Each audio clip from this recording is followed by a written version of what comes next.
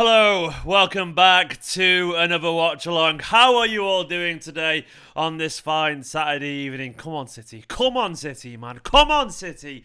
I'm really in the mood for this game. I need a big Manchester City performance today. I need a big performance. Come on, this is the Etihad South. Don't let me down today, City. Hello to everyone already here in the stream. This is going to be a fun few hours. Of course, it's going to be interesting to say the least.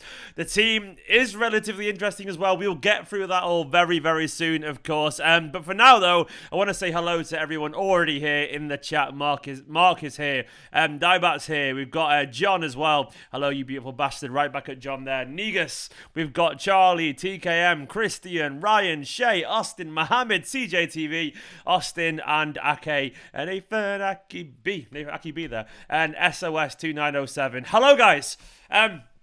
We're going to be here for the next few hours. Of course, I'll be doing this watch along with you guys. Then I'll be doing my match reaction, either live or pre-recorded. I haven't decided which one I want to do yet. But of course, I will be then live an hour after the game is finished with the fan view live, where you guys get to have your say if you want to. So don't forget, all you got to do is become a member at any tier, and I'll try and find a way to open up to Patreons as well. I think I'll probably just share a link on Patreon. So if you're a Patreon or a member, hopefully you should be able to have a chat with me after the game if you want to. Of course, I keep it to those guys just simply because of there'd be too many people otherwise. So it makes an awful lot of sense to reward those who can go a little bit further to be able to chat away after the game and give their say. I wish I could do it with everyone. It's just not feasible, unfortunately. I already run out of time anyway. It was an hour 45 minutes last time we did a fan view live. So we'll be doing that anyway if you want to have your say. YouTube.com/Esteemed Kompany. I'm going to put it in the top comment, actually. Come a member here. YouTube.com/Esteemed Kompany/join. I put a link in the top comment, and it's now pinned if you want to. But if not, don't worry. You can have your say anyway in the comments always. I am always reading the comments. I try and get to as many as I can, but there's a lot of them. But for now, though, come on, City. Come on, City. Jerry is already here with a super chat. God bless Jerry, man. I'm not a religious man, but I'm blessing you anyway, Jerry. FA hype train. Chew fucking chew. Let's go indeed. Big Jerry energy is always the thing that gets me going on a Saturday. I could be out there enjoying it, but I've got to close the curtains because of the glare and I can't see the sky. I'm in a dark room now, but I'm going to enjoy it with you guys, and it's going to be an awful lot of fun. Come on, City, man. Come on. Hello to Christian as well. Once again, Jerry, you absolute legend. Jerry is just like, he's the energy that I need always. Always that I need. Hello to Mark as well. JJ the King 4TWW. I love you too, man. I love you too. But this is going to be interesting because of this game. I've been saying a lot on my previews. I'll offer my thoughts as soon as I've said, hit that like button if you don't mind. Do me a massive favour and hit the like button. Let's get over 100 likes. Twitter, the Bird app is down today. It's been a bit funny, so it's very hard for me to share this live stream. So the best way for people to find it is you guys doing a little bit of sharing.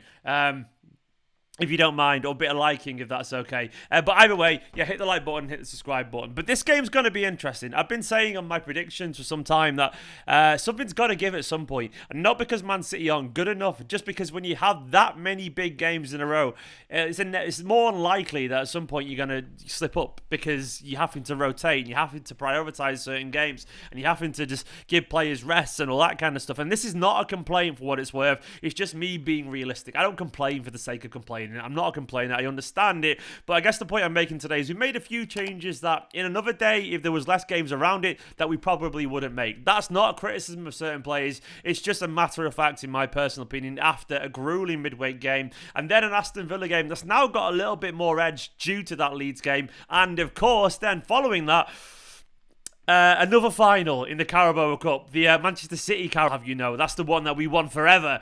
That's our competition. So basically, there is literally no rest for the wicked at the moment. I keep saying that, but it's still very true. So I guess my point today is that it's going to be a bit of a battle because we've had to make some changes. It could be difficult. It could be difficult today. Chelsea are a good side in decent form as Thomas Tuchel has turned around. Tuchel Thomas Tuchel. I could Tuchel, whatever. I'm going to call Thomas Thomas Tank. Thomas, that'll do.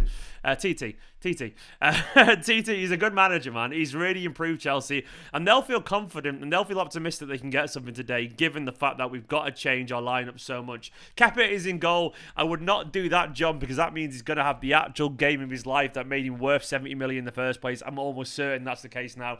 But what I will say is the one good thing about a lineup when you've got to change a few players is that, of course, it gives a chance for people to grow and improve and impress. Because obviously, the likes of Sterling and Jesus and Ferran Torres, they want to play a little bit more regularly at the moment. I think it's fair to say that the false nine, flanked by Foden and Mahrez, is, of course, strongest forward line, or at least the most in favour forward line. So Sterling and Jesus have got to break into that. And of course, that's also then on Ferran Torres as well. So maybe they're out to prove a point today, and maybe playing against a team the quality of Chelsea in a game of this calibre, well, it's a big show of faith for Ferran Torres and people like that. So maybe it'll light a fire under them and they'll get going today. Because why not? Why not believe in these? Why not have a little bit of faith in these? Mark saying Rodri will not be as deep as Werner. I think it'll be the other way around, Mark, actually. I think Rodri will sit deeper and Werner will get forward a little bit.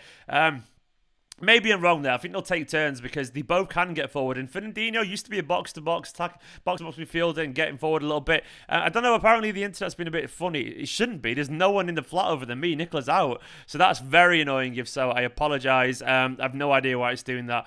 It's saying it's excellent for me in terms of the connection, but I apologise if it's being a bit choppy. We got a new member. CJTV. It's good to see you, man. I'm going to... Yeah, CJTV, you're going straight on the wall of fame.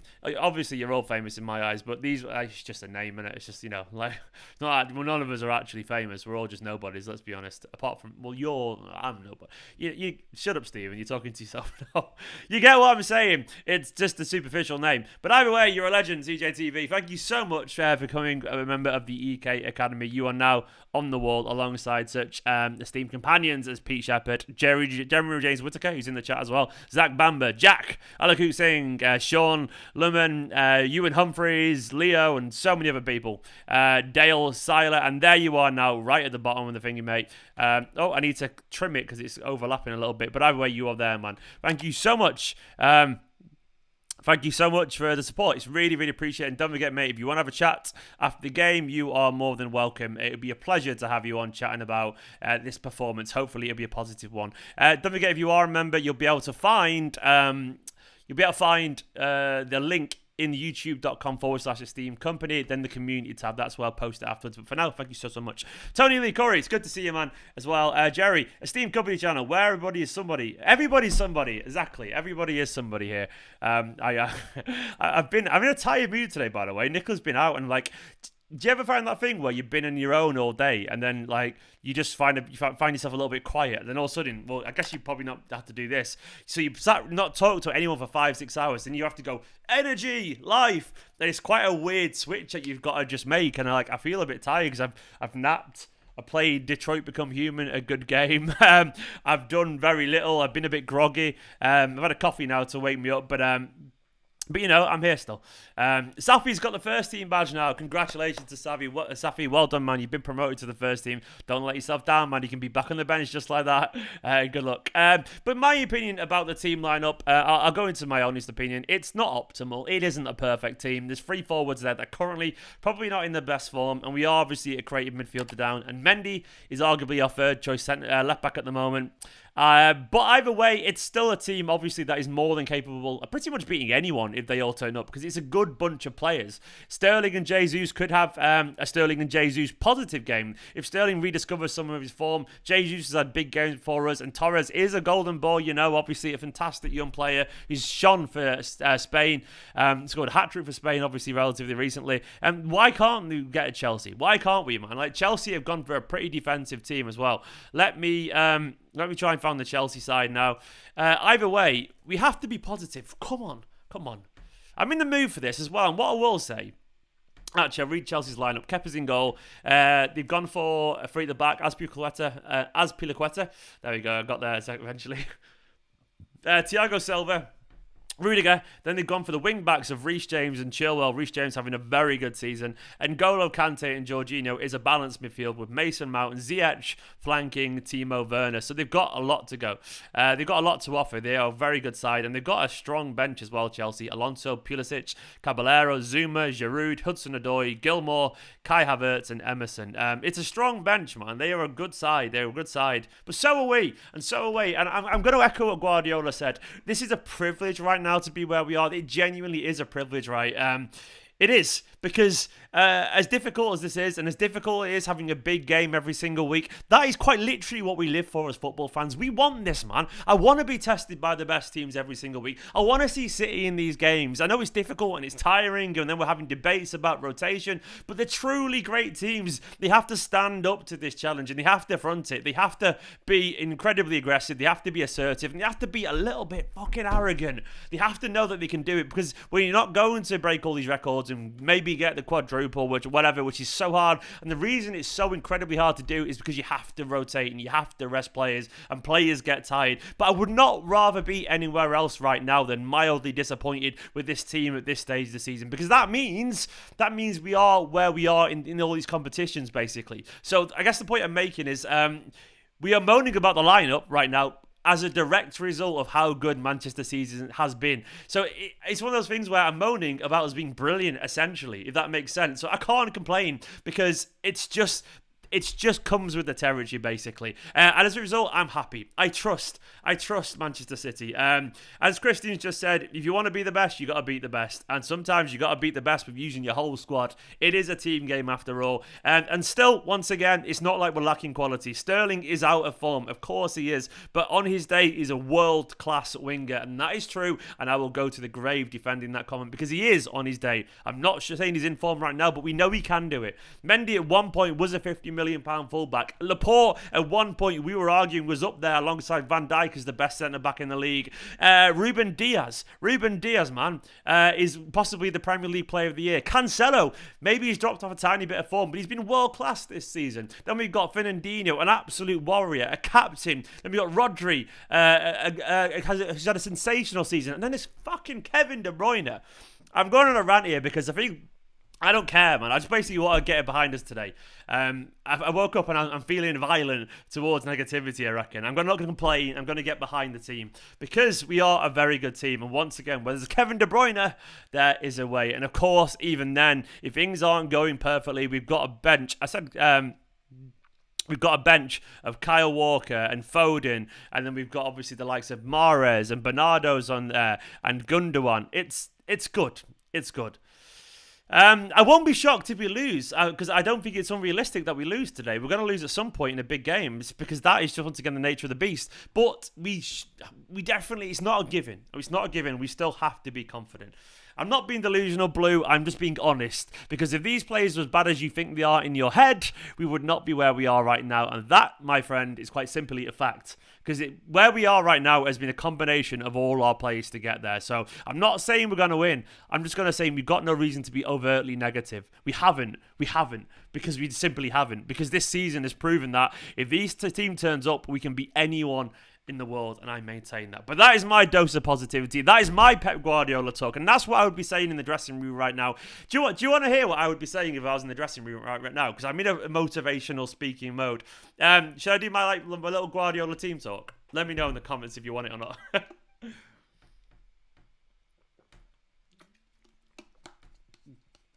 Kind of psyched myself up for this one.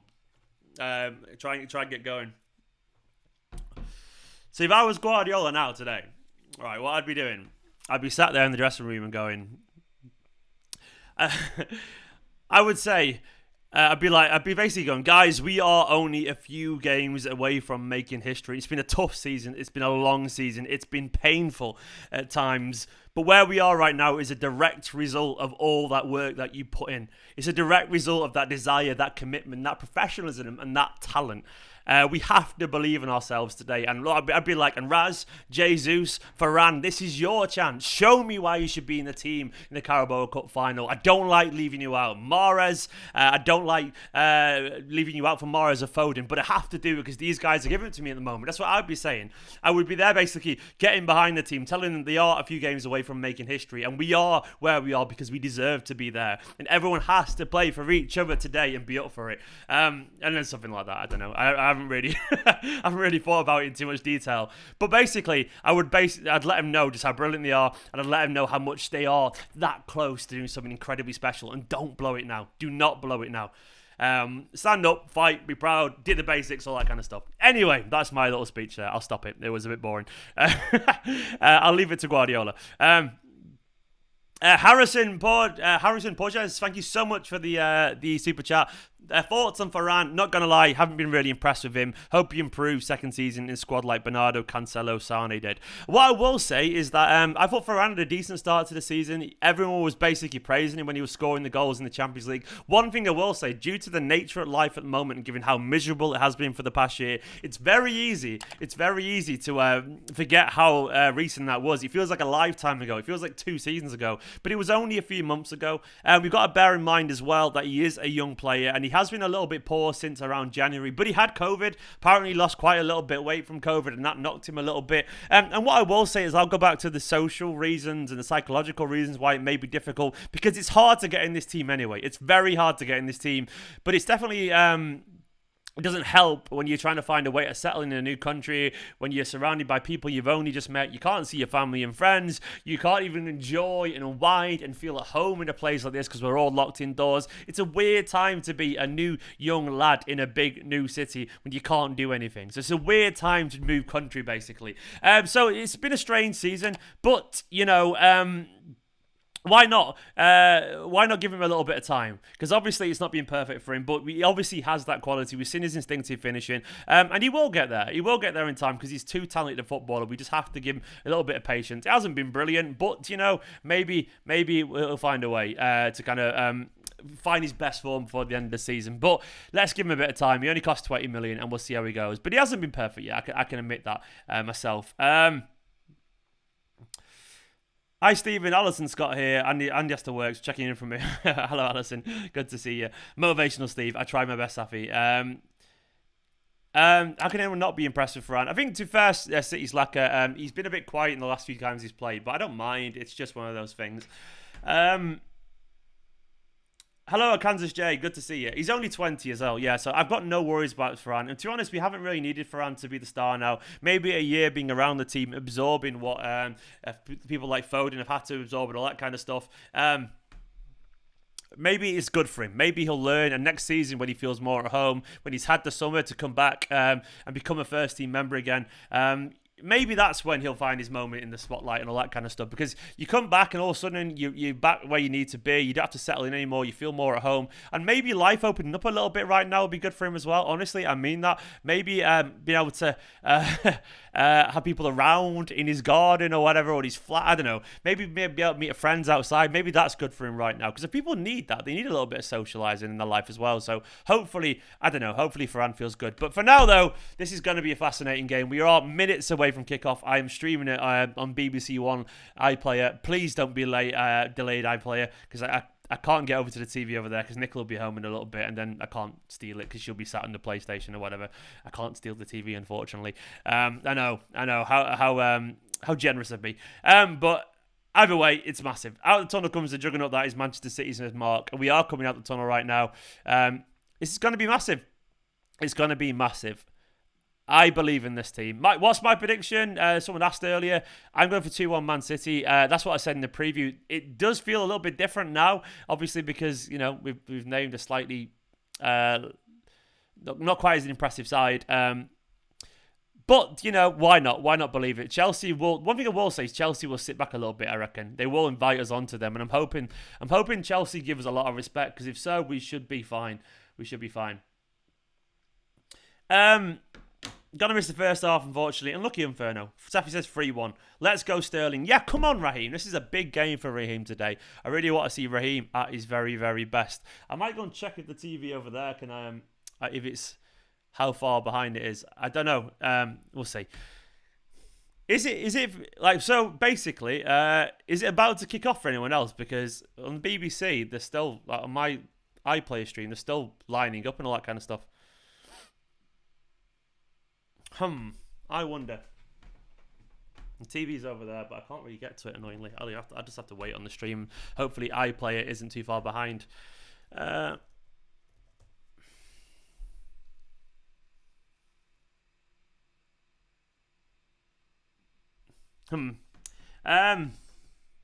out of City lose. Rui Gomez, don't be so negative, man. Don't be negative. Team sheets right now. Okay, yeah, that's what I'm getting right now as well. So maybe the game's a bit delayed or something like that. Yeah, I think the game's a bit delayed in general because it's past now, isn't it? And it should be kicking off. Okay, that's interesting. At least it's not. At least it's just not me. I was a little bit worried about that. Chelsea are good these days, by the way. Chelsea are a good side these days, so it isn't going to be easy. But why not? Why not be confident?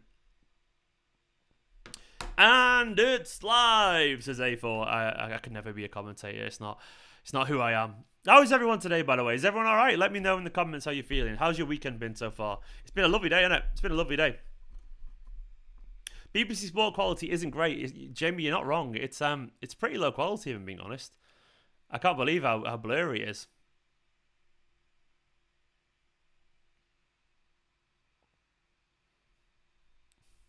Big game for Mendy, this. Pep talked an out of form, an out of form lineup. Well, it's not the worst lineup we've got, but it's going to be interesting. Russell, yeah, pretty much the same. Russell. My mood depends on the result today. I'm not in the mood for a bad day today, but we'll see. We'll see. Sterling will ruin chances. Let's get behind Sterling. Let's have a little bit of faith in him. Let's have a little bit of faith in him. It's a lovely day indeed, Isaac. It would definitely be a better day if I could. I might try at half time move over to the TV. I might try and do that. I'll get Nicola to help me set it up. But the first half I'll stay here, but the second half I'll go to the TV and see. Yeah.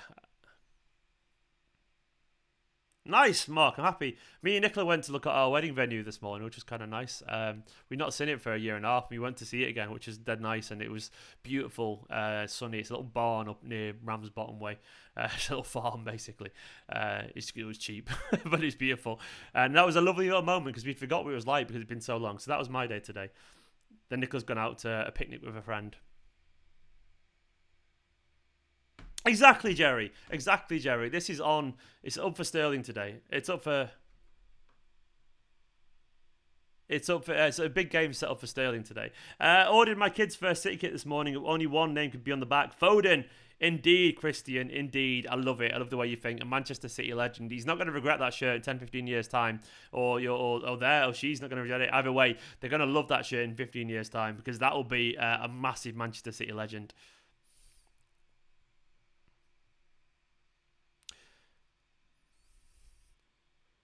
Come on, City. Matthews has just kicked off.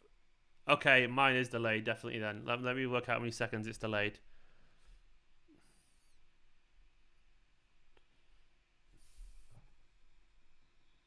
Come on, City.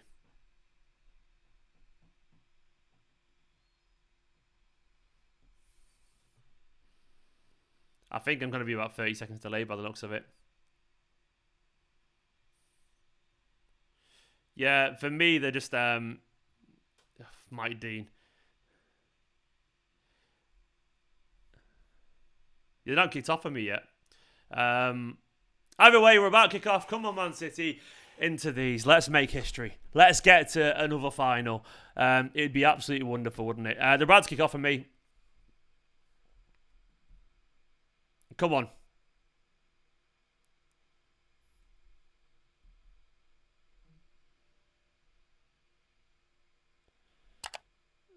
It's a whole minute behind, I think, unfortunately. Right, we're off anyway. Come on, City.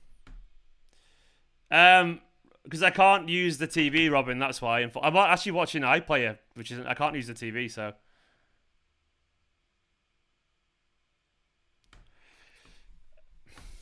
All right, I'll try and find a stream that isn't a minute behind. It's just, I wish I could use the TV, but I can't. This is the problem with sharing a house with people. I might try and move over there. What I might have to do is go into the be right back kind of thing and try and find out if I can, like, because it gets very annoying. Why is iPlayer behind? It's ridiculous, isn't it? It's literally BBC's thing. It's funny because I'm looking at streams now and even they're ahead of iPlayer's footage. How are streams ahead of iPlayer? Sort yourself out, iPlayer.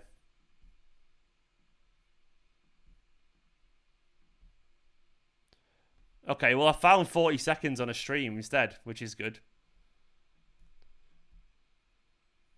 That's mad. I've got 40 odd seconds better on the stream. Right, that'll do until half time. There we go. I've skipped forward. Right, there you go. I've caught up a little bit. Obviously, it's about a 10-second delay between us anyway. That's better. Let's see how this goes anyway. No one rates Mike Dean, Jerry. He's an absolute mess. He's an absolute mess of a referee. Loves himself.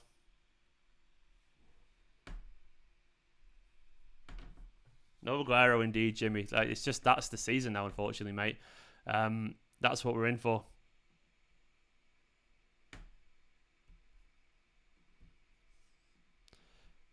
It'd be great if Aguero could come back and make an impact on this season, but I'm just not confident at all, unfortunately.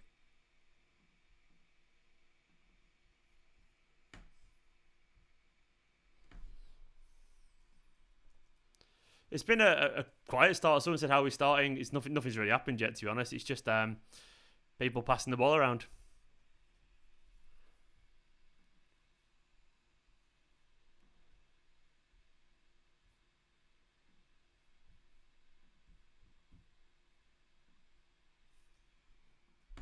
Yeah, we look calm, though, at least.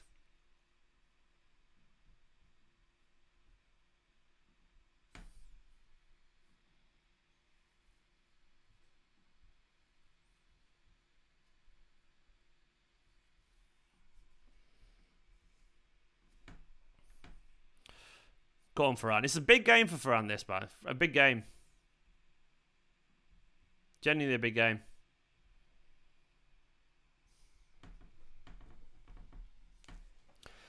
Anyway, I feel like these first 20 minutes are going to be really, really important. Like, we could set the tone a little bit. I know it'll be hard to create chances a little bit today, given the fact that we haven't got all our most creative players in the team. But we've still got quality players. Like Ferran Torres. How many teams in the world would kill to have Sterling, Jesus, and Ferran Torres? We are here, honey. Hello to Ullman. Are you calling me honey at Ullman, Kieran? Tuchel's never won a game against Pep. Good. Let's hope it stays that way.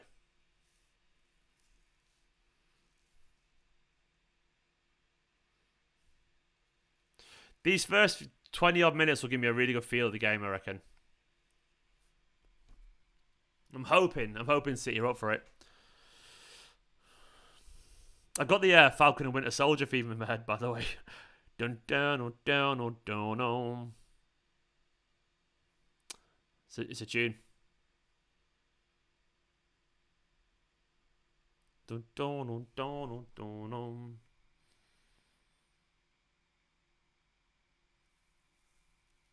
What's happened of the offside? Just in the comments. Oh yeah, who's offside?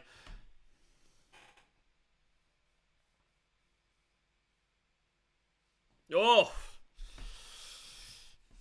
that's that's nervy, isn't it? That's I don't like that, City. Let's not do that again. Let's let them get in like that. That was a bit too. It was a bit sloppy. Oh, he is offside, thankfully. It's pretty close, though. It's pretty close. Although, to be fair, if he's a yard further back, Laporte gets to the cross, doesn't he? So that's interesting to think. So I guess in that instance, like, yeah, he's actually got an advantage because like Laporte would have got more of the ball with the challenge. Bloody hell, lads, wake up! Laporte's still well defending there.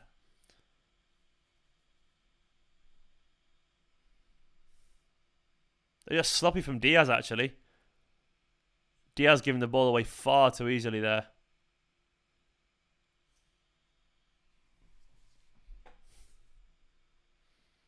But that's why we got Laporte, man. He's a quality defender.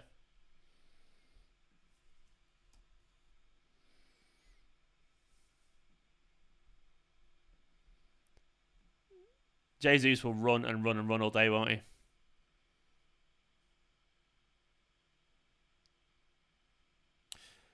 I don't really agree with that blue side of Manchester. Like, let's just offside. He was stretching blue side of Manchester to get to it, so I don't really agree at all about Laporte. Either way, we've not conceded. A shaky start, but we had a shaky start against Dortmund as well, so they're a decent side, Chelsea. Ullman, I know it's on TV, but I can't use the TV because I'm just a polite person, and Nicholas lives in this flat as well, so I really should stop being so polite, shouldn't I? Because otherwise, basically, if I use the TV, Nicholas has to sit there in silence doing nothing. So I don't use the TV. That's also the problem, by the way, with having one room. When you've only got one room and one TV. So I'm basically using iPlayer.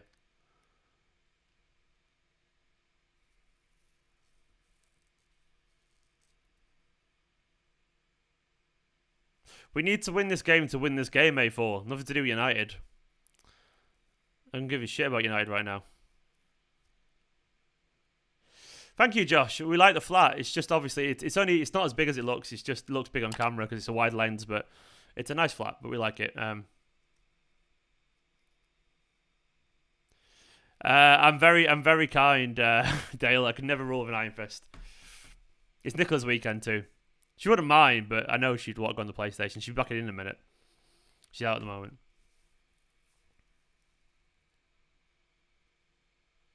Yeah, hit the like button. Rob, I was on iPlayer, Rob, but the iPlayer is miles behind for some reason, so I'm on a stream, which is about a minute ahead of iPlayer.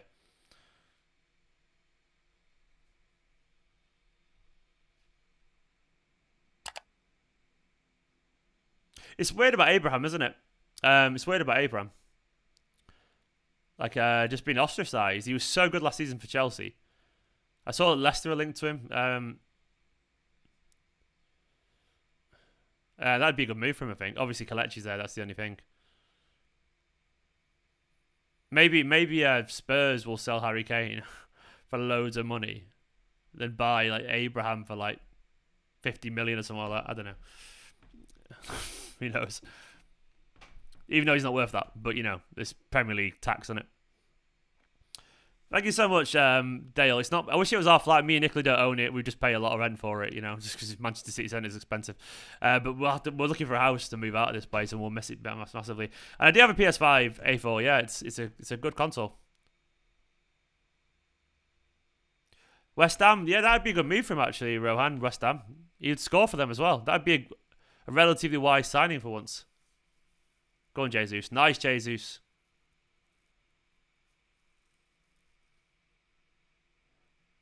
Jesus done really well there.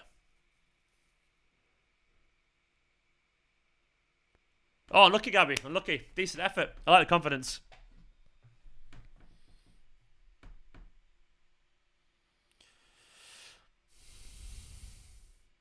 Really good turn of pace from Jesus, wasn't it? I've got that song in my head. It's a hell of a riff.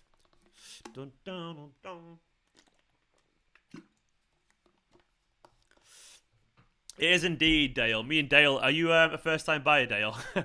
Me and Nicola, we were so excited. We went to view this house in Ramsbottom. We went to view it today. Dead excited, obsessed with it. Got a call on Friday evening saying, "Oh, someone's already bought it." The first viewing was only on Thursday. We're like, "What the fuck?" 24 hours later, the house was bought. We were gutted because we had our eye on it and we were absolutely loving the idea of seeing it. But that's the first-time buyers market. It moves so quickly. I want a house. I want to feel like a real boy, an adult. One day maybe. Jesus is feeling it today. He looks up for it. To be honest, Jerry, this is a big chance for Jesus. Like, and Winbay saying the same as well.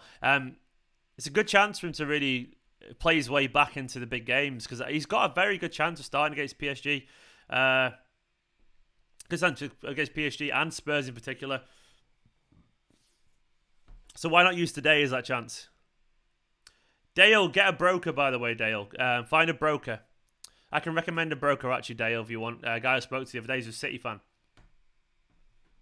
So, basically, if you want a broker, Dale, I can recommend someone to speak to. A guy called Stephen, actually, Stephen Miller, and he's great. And he told me and Nicola everything we needed to know. He's a City fan too, which just helps.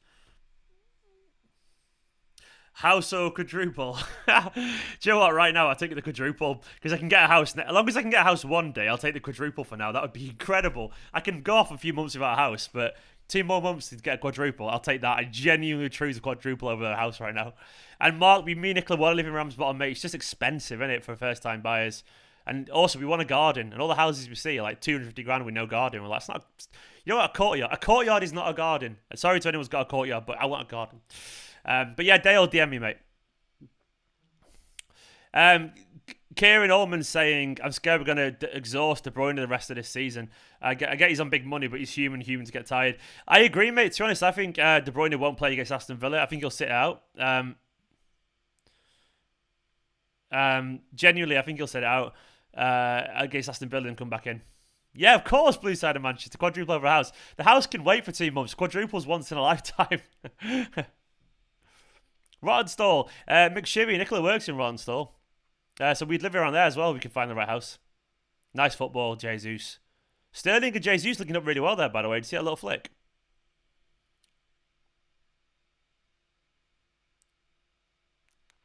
Bit sloppy for Cancelo.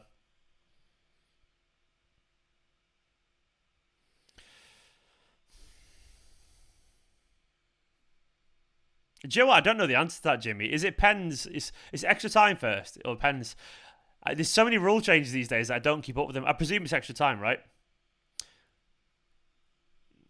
Sayola 2107, how's it going? So far, Chelsea had a decent few minutes. We looked a bit sketchy, but I think City are slowly growing into the game now, which I've just stole the exact words from Killian there. But we are growing into the game now. We're starting to put a foot on a little bit. I think Sterling and Jesus look lively actually as well. You can tell they've got a point to prove, and I think Guardiola's words last night were really interesting about, you know, just showing it on the pitch. He did a Michael Jordan analogy about how he was a winner and all this kind of stuff, and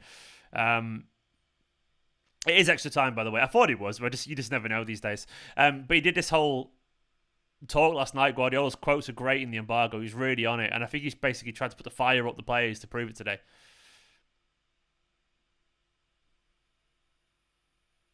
McShibby, I'm not going to give her where she works away, but she works for a creative agency in Rottenstall. It's somewhere near the city centre. It's like the city centre, the town centre. It's like 4 or 5 minutes away.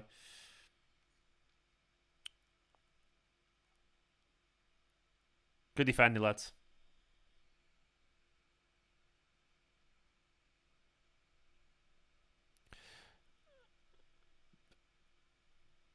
Oh, Sterling, man, that's poor. The only thing is with Sterling there is his pace was really good. That pass should have gone earlier. Raheem, man, keep it simple. You can still see his electrifying pace when he accelerates his way, but then Jesus not paying attention there as well.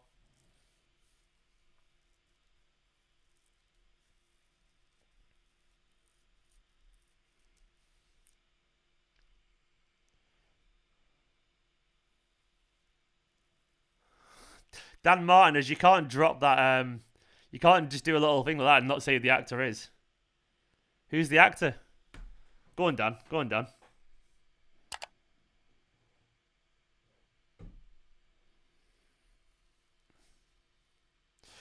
The thing is, Sterling, when he's not confident, he just absolutely loses his head, doesn't he? Hopefully he'll get it back, but we know Sterling isn't this bad in general, by the way. Like, he's just, as Daniel said, it's this season he's found a new level of low. But But like, he's obviously not this bad, generally speaking, because he's never been that frustrating before. But right now, he's out of form massively. The port there just having a bit of a brain fart as well.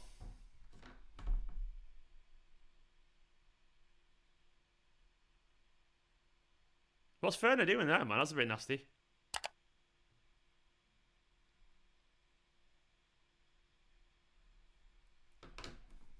Interesting for Ferner there. I don't know what he was doing, man. Mount seems alright to me. Though he does look a little bit like some young TikToker, doesn't he? Famous TikToker. Which is enough of a reason to dislike someone. Nothing against TikTok. Yeah, I do. I can't stand the app, but, you know.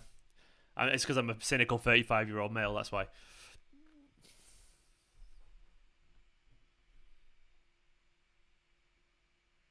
I like Mount. He's a good player. Big people really underrate him. Genuinely, I really rate him.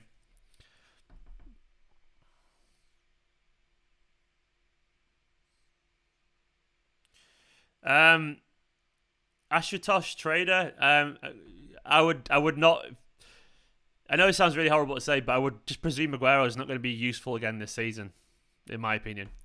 I just see it that way. I just don't think he'll have the run of games to get his form. So I wouldn't basically even worry or think about Aguero at the moment. It'd be lovely, but we have to be realistic. So I don't think he'll be back anytime soon, unfortunately.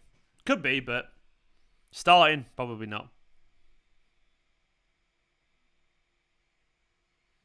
Aguero, it's just injuries. It's just injuries. Like, and his Aguero's head now is somewhere else, isn't it? Probably.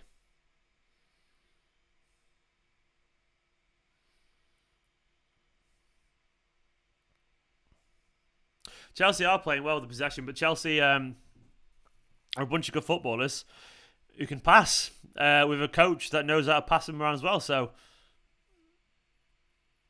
like the likes of Ziyech, Jorginho, you know, the Thiago Silva, the nice passes of the ball.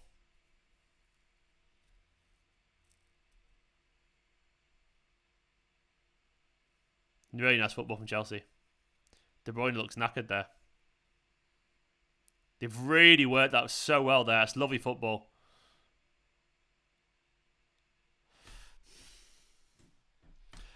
That was lovely football. He could have taken a touch, Chilwell. That's fucking worrying, man. That's worrying.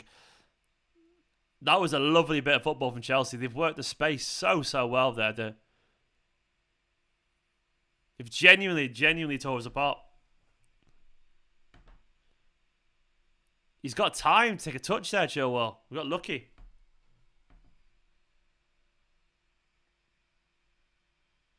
It was the way they broke our press then with a little one-touch movement. Freed the player in the middle, then an easy pass into the channels.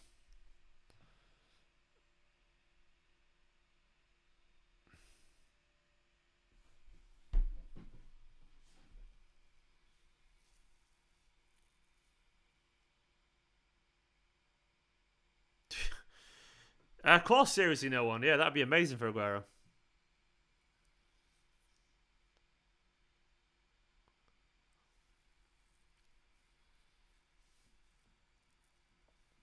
Sergio G, so far it's been a little bit concerning. Chelsea have been the better team so far.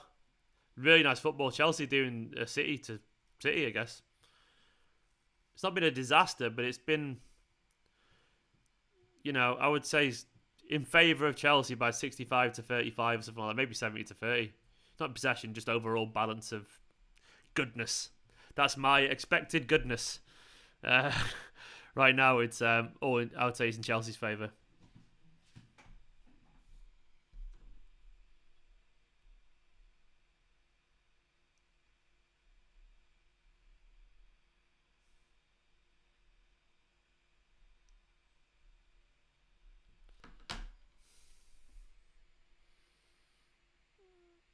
Varane, man.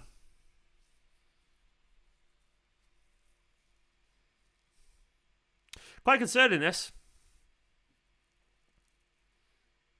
Chelsea look the better team right now. We can't deny it. Not overly concerning, but, you know. Put it this way, right now, if Chelsea score, it would probably be deserved, I would say.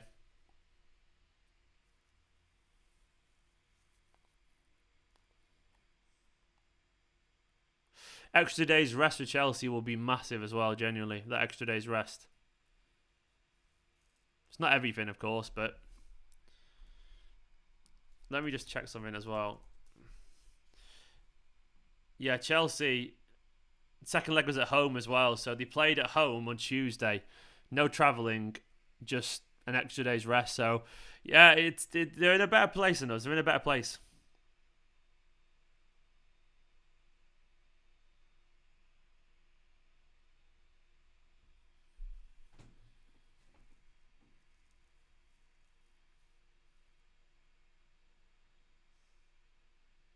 Oh, come on. You can tell what a good coach can do. Tuchel's a good coach, isn't he?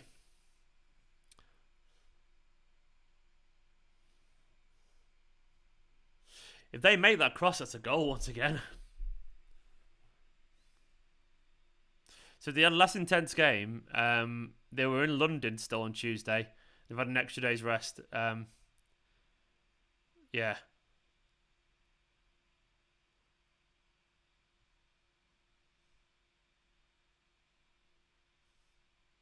I don't think that's fair, Kenzie. Why do we always say players can't be asked? Like when they're not. Of course they can be asked.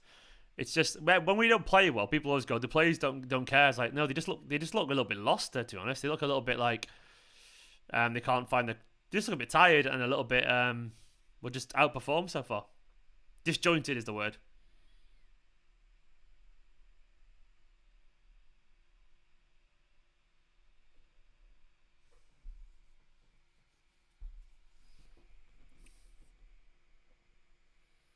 Well, so far we're 22 minutes through. Chelsea haven't scored.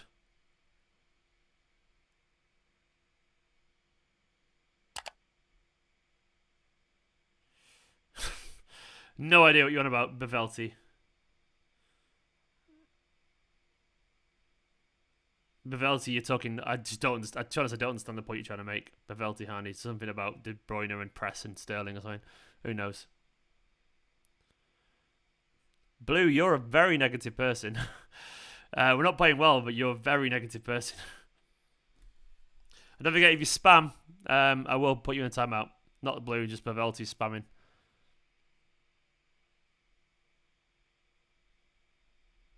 Right, Bavelti's timeout.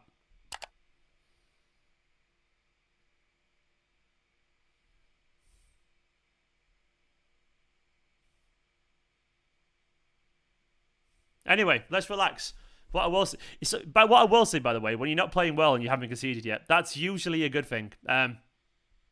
It's usually a good thing because obviously, like, it could get worse, but you'd expect City would get better. We don't tend to stay bad, if that makes sense.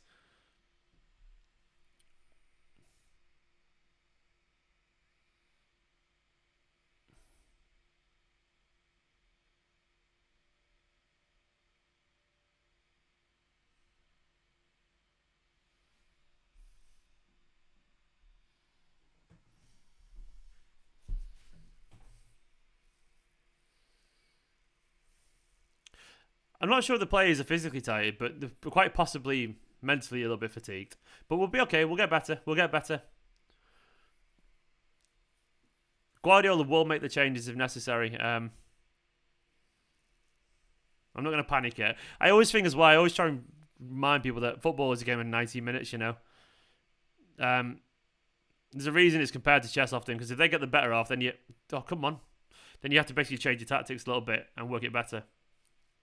But Guardiola usually has the answers to any problems. It is concerning. I'm not denying that, but I'm not. It's not over in my head, obviously. I do think we'll improve at some point. Hopefully, it won't be too late when we do improve.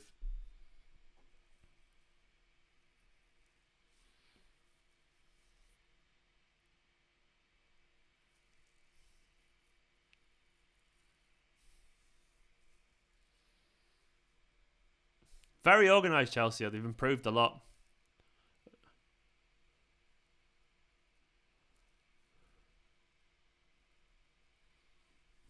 We should be all right. Come on. Come on. We are forcing a little bit. We haven't lost... I'm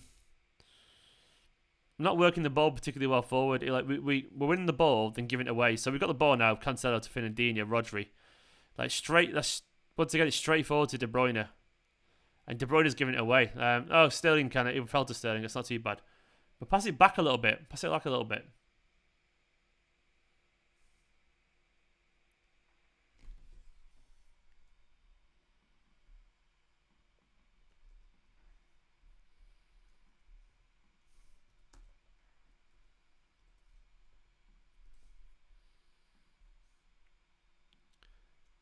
Yeah, that's it, City. Basically, we need to take a touch.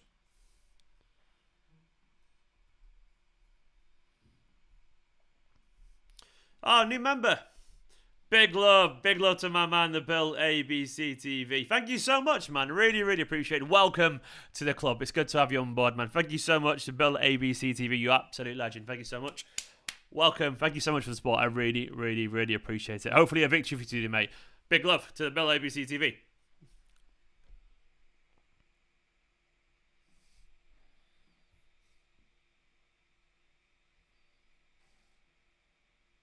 It's definitely a B team, Sandeep. It is. But, this B team can still win.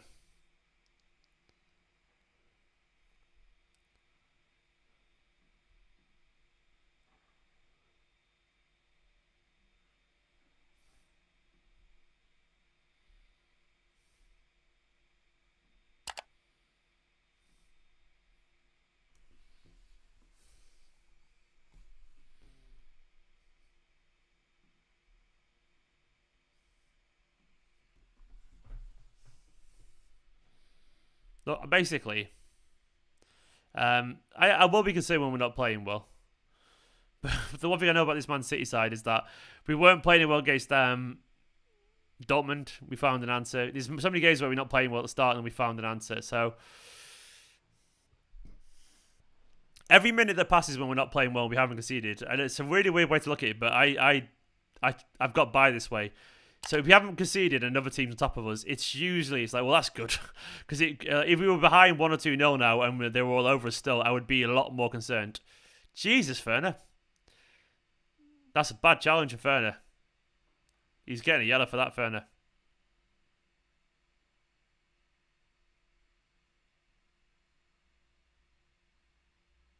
Yeah, he's definitely getting a booking for that, Ferner.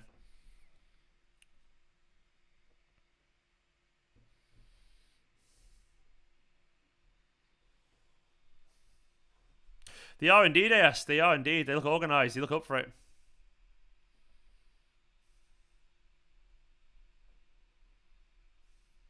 But Chelsea are good.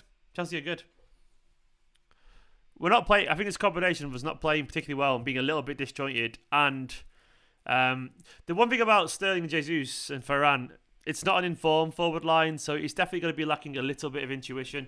And of course, when they're in the team, you don't get the dexterity and the tendency to be involved in the way that Foden does or Bernardo does. Bernardo are all running all the energy, and they're sprightly, aren't they? There's so much drive in them, and of course, no Zinchenko as well.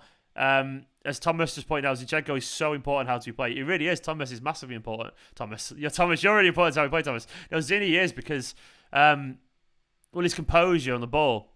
The way he works the ball through the lines. He knows exactly when to pass it forward, when to keep it simple. And Mendy can't really do that, to be honest. He can't really do it. Has the ball gone out of play yet, by the way, for Fernandinho to even get a yellow card? Because Big Johnny said, how the hell did Dino get away with that? Has he gone out of play? I can't even remember if it's gone out of play because the ball doesn't seem to have gone out of play. But I think maybe he'll call it back. But either way, mate, I don't know. Because he should have been booked. He's had 2 pretty dodgy challenges so far, Fernandinho. He's a lucky boy either way. He's a lucky boy.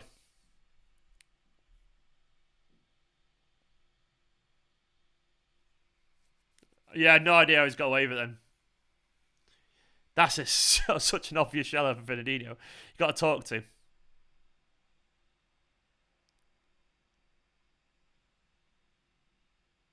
I probably just looked away when he went out of play because I was chatting to you guys.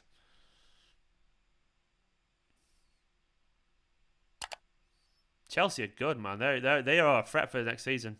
Honestly, think they are.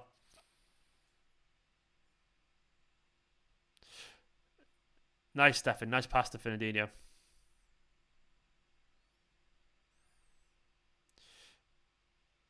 Oh, cynical on KDB.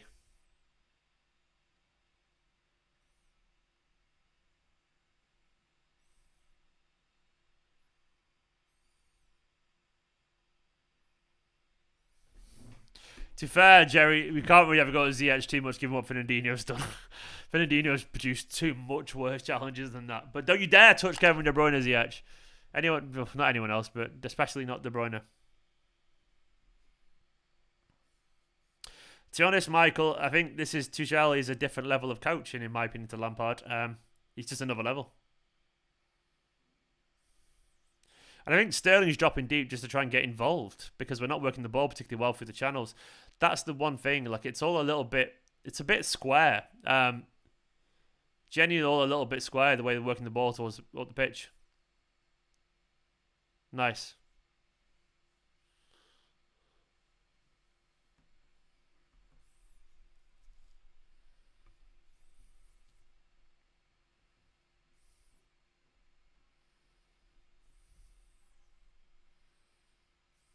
That was he so sloppily given away.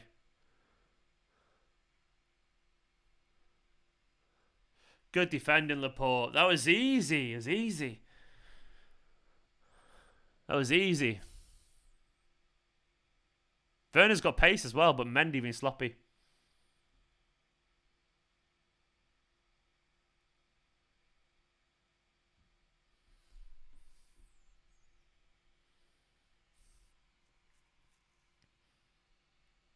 Great defending. This is the worst half you've ever seen, Solomon.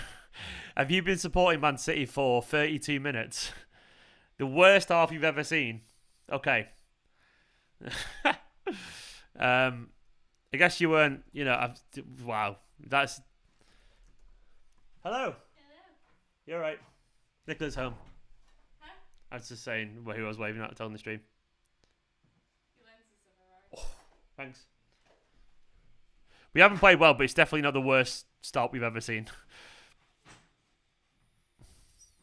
It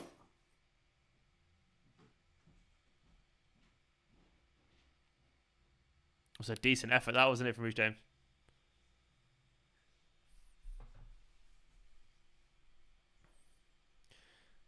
No worries, Solomon. I'm being droll. Lovely turn from Jesus, that, by the way. Lovely turn, wasn't it?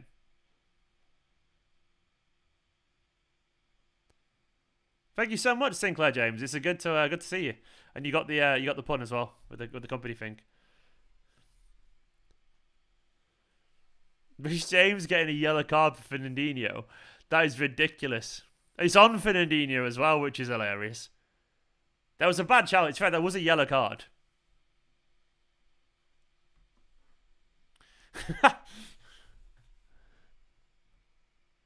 Fernandinho, I mean, that was a yellow card challenge for what it's worth, but Fernandinho has this charm where you can get away with anything. You could slap your mum and you forgive him. I don't know how he does it. But it isn't one of the worst arts you've ever seen, is it, Amir and Guitars, you know? You've definitely seen worse halves of football than this. We've had halves where we've been battered, been 2-3-0 down by now. So obviously, you know. That's my criticism in general of the internet. Everything either has to be amazing or terrible. There's a big middle ground, and let's find that. So far, it's been a pretty poor, pretty below average half, I would say.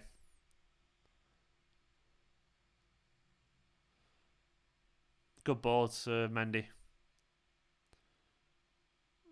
Oh, Raheem, man, it's just...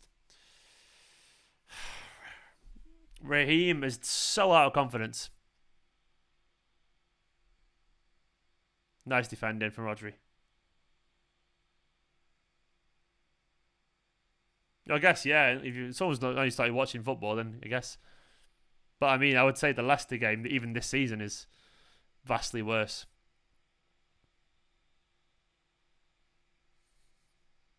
It's true, Christian.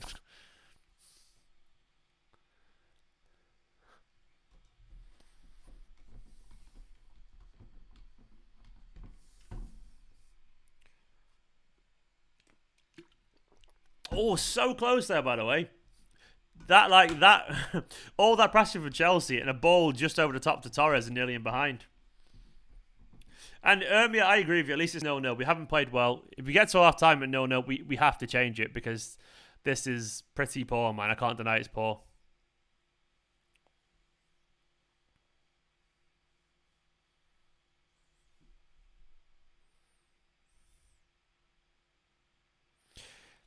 We looked a bit disjointed, to be honest, Danny. Just disjointed. Like I don't think there's never a lack of effort from the City team, but they look like they're trying to find their composed rhythm, but Chelsea are just interrupting it. They're pressing better, their shape's a little bit better, and they've got some players who probably aren't quite as out of form as some of ours.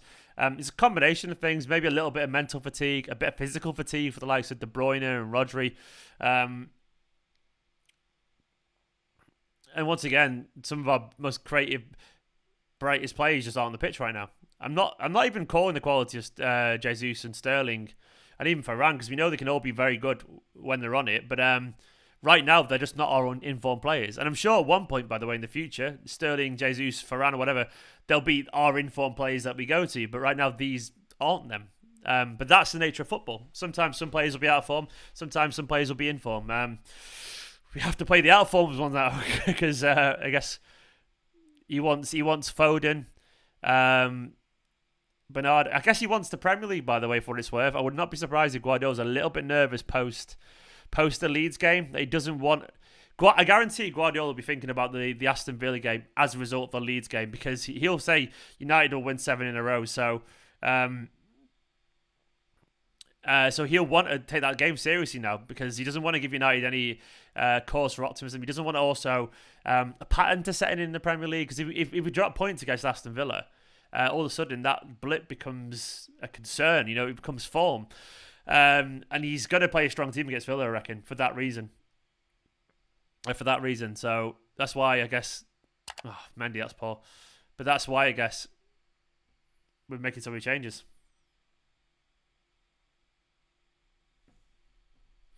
That left side does look a bit out of shape at the moment. I can't deny that.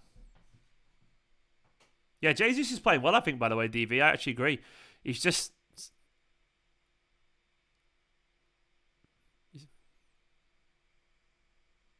Jesus always works extremely hard. He's surrounded by players who are a bit... For example, surrounded by Jesus then was Sterling and Mendy, and it's like... You want that to be Cancelo, or Zinchenko, and Foden, really, don't you? You know, ideally. But this is the nature of the beast.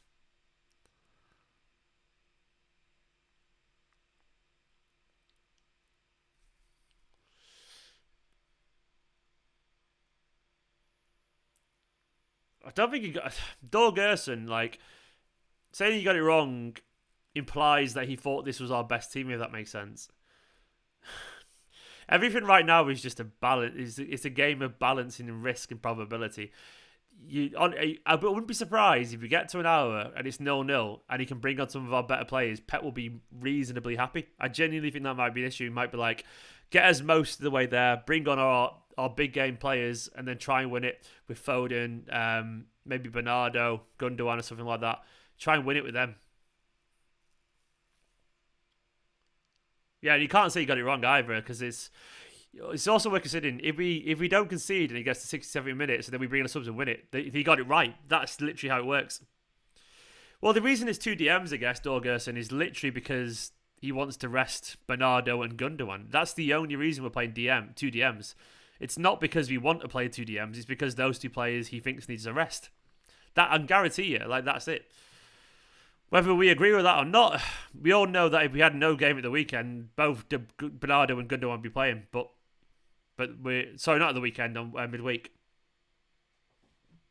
Either way, we've all been here a billion times before, haven't we? We've all been on this road trip a million times, and I ain't getting off this bus yet because I think we should be all right. We've sat here and moaned over the first half. I remember doing it against West Ham and against Everton. I remember doing it against Dortmund in the first half a few days ago. Then look how those games ended. So I'm going to not complain too much.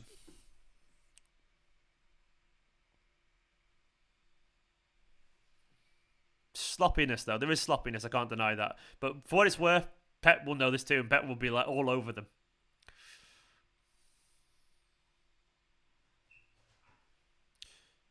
And I'm not trying to jinx it, but it does feel like the last 5-10 minutes, Chelsea have... They're not getting in quite as much as anyone noticed. Like Chelsea right now, the last 5-10 minutes, and it's worth pointing this out. They're not... We've had more of the ball the last 5-10 minutes, which I would suggest is probably a slight tactical tweak. I am nowhere... Are we nowhere near... astute enough to notice the tactical changes, but we are on the ball a little bit better now.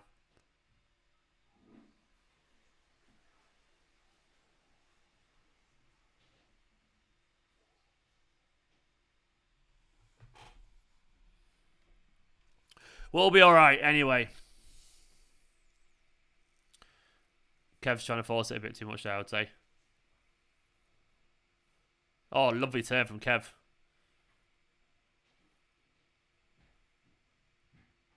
Nice from us, got to 30 defending wise.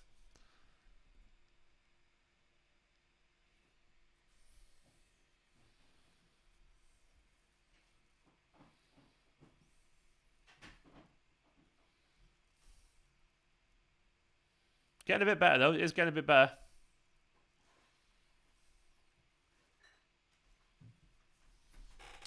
You alright, beautiful? Bit drunk, not gonna lie. Nicola's drunk. She's been outside drinking in a Fletcher Moss in Didsbury. Me and Beth have had 2 bottles of wine between us. 2 bottles of wine between us. Nicola will be asleep in half an hour on the sofa. I've got a drunk fiance walking around the house. That's better. That's better. I was having a great time walking back from the tram stop. I was just drinking my wine a little bit. Nicola's walking home just drinking wine to the tram stop. Did you have a nice time? How was the park? Did you? Oh, by the way, I wish you could see. You don't understand my joy seeing Nicola happy like that. She's got the biggest smile on her face, and she's been sat with her best mate, sat out. I know you want to talk about football, which I am going to talk about football, but it just seems a nice interlude. It felt so lovely. We just sat in a park for like 4 hours, just chilling, eating, chatting. I'm very happy for you, beautiful. That was that wasn't a really good corner, wasn't it? What was that corner, Kev? Either way, we're playing better. Food for thought. Luis, we were meant to be married, but COVID happened, so it's delayed, unfortunately. Yeah, so fiance ? We should be married, but like weddings got banned in England for a bit. Go on, Kev. Oh, better. We couldn't get married even if we wanted to. Better. Getting better, by the way. See what I mean? Give this side a little bit of time. It's a chess game. Pep always works it out eventually. Pretty much always. Pep will see a problem, he'll solve a problem. But that is literally the point of football. You work your opposition out and you adjust the game to it. So where does the Guardiola is away? Oh, Fern over header. Better though. Better.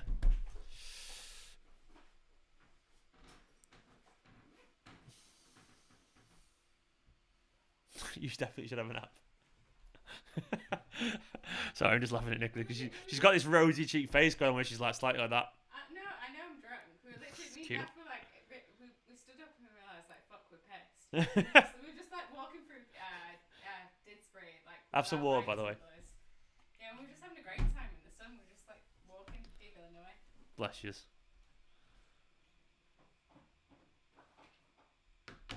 Come on, City.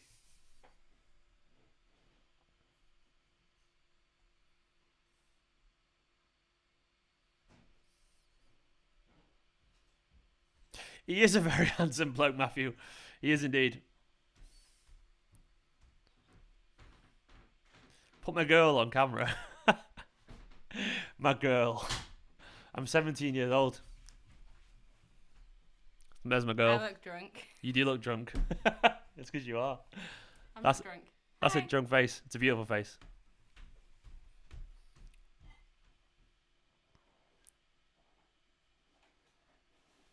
Big Nicola energy indeed, Jerry. We've got free food. Free food? Mm-hmm. Is it what Beth gave you? Yeah. It's not free. Oh, yeah, I guess it's free. It is free. Come on, City. Come on, Cancelo. Oh, good cross, Cancelo. Unlucky. This is definitely better.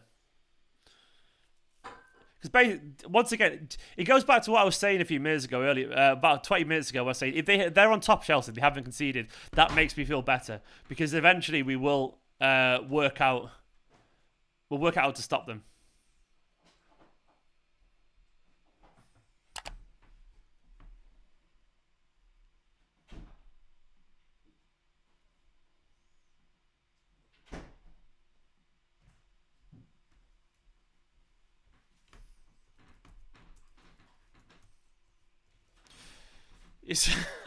Mike Dean's such a dick.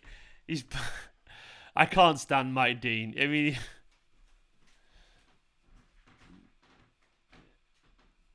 he's such a dick, in Mike Dean. He really is. Either way, it's half time. Mike Dean just blowing there because that's Mike Dean for you. He's a weird man. But that is Mike Dean for you anyway. So that's a half of football. That was indeed a half of football. I don't think it was anywhere near as bad as people probably made it out to be. He got better. He got better as the game went through, obviously. But what I will say, it goes back to what I was saying about 20 minutes into the half. Mike Dean is a legend in some kind of way, I guess. He's just Mike Dean lives in his own head. In his world, there's a statue of himself probably erected above every single Premier League ground. He absolutely loves his own ego, Mike Dean. But I guess he's kind of Hollywood in that way. But Can I just say, I met 2 dogs today. Nicola met 2 dogs. She's very happy. Well done, Nicola. She's drunk. She's walking around talking about dogs. Anyway, that half, it wasn't a good start to the half. It wasn't. But what I will say is you have to look to the reaction to a poor start. And City, I thought, reacted really, really well. I'm trying to work it. No, I'm okay for now. I'm okay. She's bless her. She's been adorable. Is this deja vu? Didn't you do this the other day as well? walked in a little bit tipsy the other day after somewhere. I feel like you did last week. I'm not being drunk without you. Anyway, basically, what was I saying? I've genuinely forgot what I was saying. Basically, yes, it wasn't like the ideal start to the game, but the way I see it is that if you don't concede a goal and you start to rectify the problems that you're having, then that's literally all that matters. Because obviously we didn't start particularly well. Chelsea are organised. They were up for it. Chelsea are a little bit fresher as well. I'm not saying that's a massive excuse or anything like that, but Chelsea played at home in London on Tuesday. They've had a few days rest. They haven't travelled.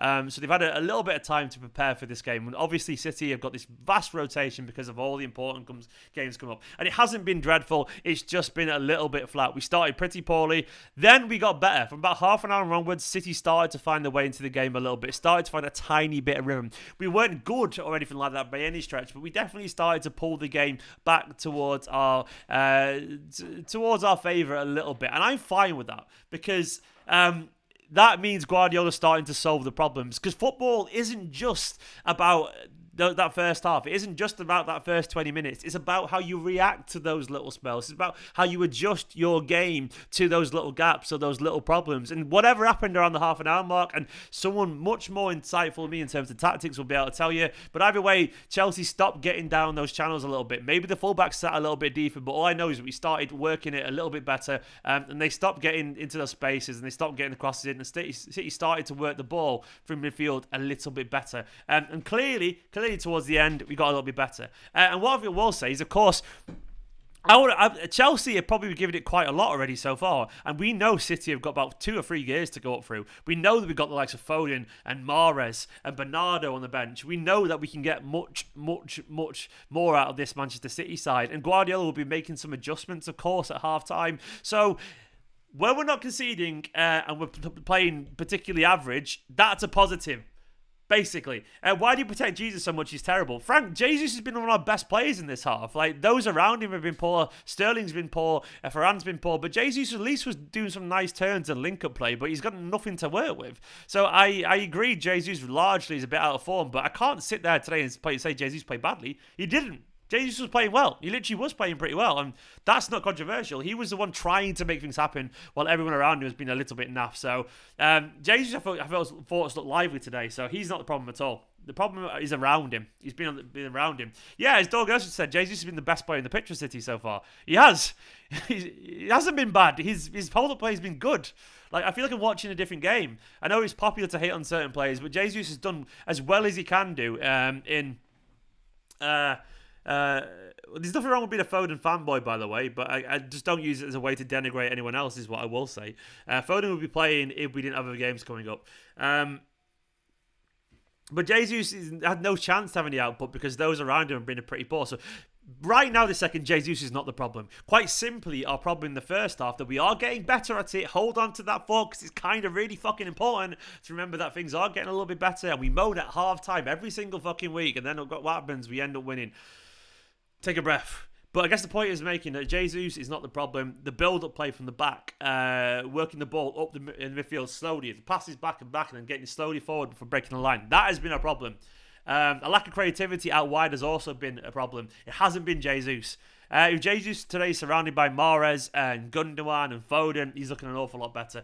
But we have got plenty of room to improve. So once again, stop the irony of those, by the way, who every week come in here at halftime and start moaning about our players and calling them bottlers when they win pretty much every game they play. Well, we're all sat here moaning. Those people moaning constantly, the irony of them calling the City players bottlers. You don't see it, do you? But I guess the point I'm making is not been great so far. But, you know, we will get better, and I will give them a little bit of leeway, because that's what I do, because I'm pretty much always right when we do that. Torres is consistently visible. Consistent.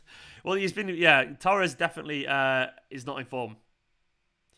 Jack Langry, it gets tiring sometimes. But the thing is, Jack, I'm not even being Mr. Optimist. I'm just being realistic. That's the crazy thing. Like, because every time I say this at half-time, what happens? We pretty much always win. So my thing is not based on optimism. It's based on my thoughts about Manchester City. I am never overly optimistic for the sake of it. My opinions of football are based on what we know about Manchester City, about everything that we learn. I consider myself a realist and pragmatist. I don't consider myself an optimistic person. I just look at the fact that Manchester City really good, that we genuinely grow into games, that we generally find a better second half, that we have better players on the bench to bring on if needs be, and that Chelsea have actually slowed after a positive start and we haven't conceded yet. These are all reasons to say that actually in the second half, maybe there's plenty to play for, and there is plenty to play for. So I'm not being an optimist, I'm just trying to point out some good facts. At the same time, we play poorly, but we're starting to play a bit better, and we can only get better in my opinion.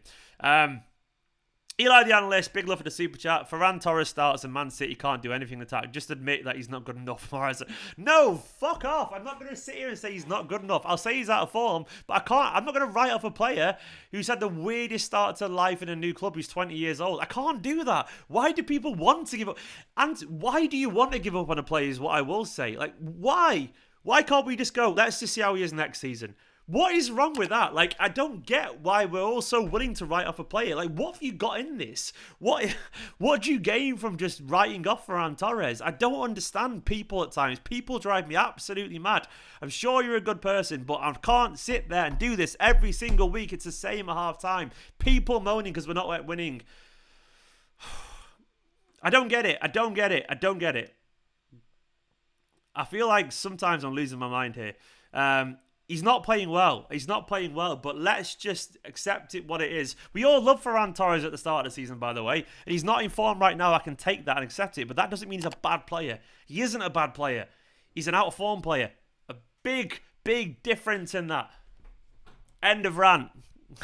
I can't believe the only time I ever rant, by the way, about Manchester City side is when I'm defending a team that is in all competitions still. Like, how am I the one having to defend them?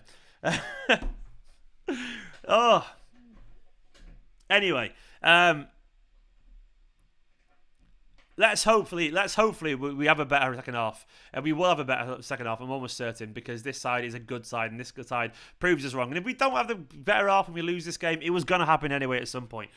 Torres needs to get better, but he's a young lad in a new country. A weird season. He's had COVID. He's lost a little bit of form. If he's playing badly this time next season, fair enough, man. But for right now, let him give it a little bit of time to grow. He's a young lad, man. He's a young lad. And we all writ off Rodri and Cancelo. A lot of us did last season. Look where they are now. Some of the most important players this season. Right. Either way, here we go. Let's just try this, the comment section. Try this. Without saying so-and-so is crap or whatever, how would you improve the second half without using, like, get this player out of my club and all that kind of shit. Without saying all that, like, how would you improve the second half? Because I can take the players are out of form. I've not got no issue talking about that. But I won't sit and say, I don't know. Maybe I'm wasting my time.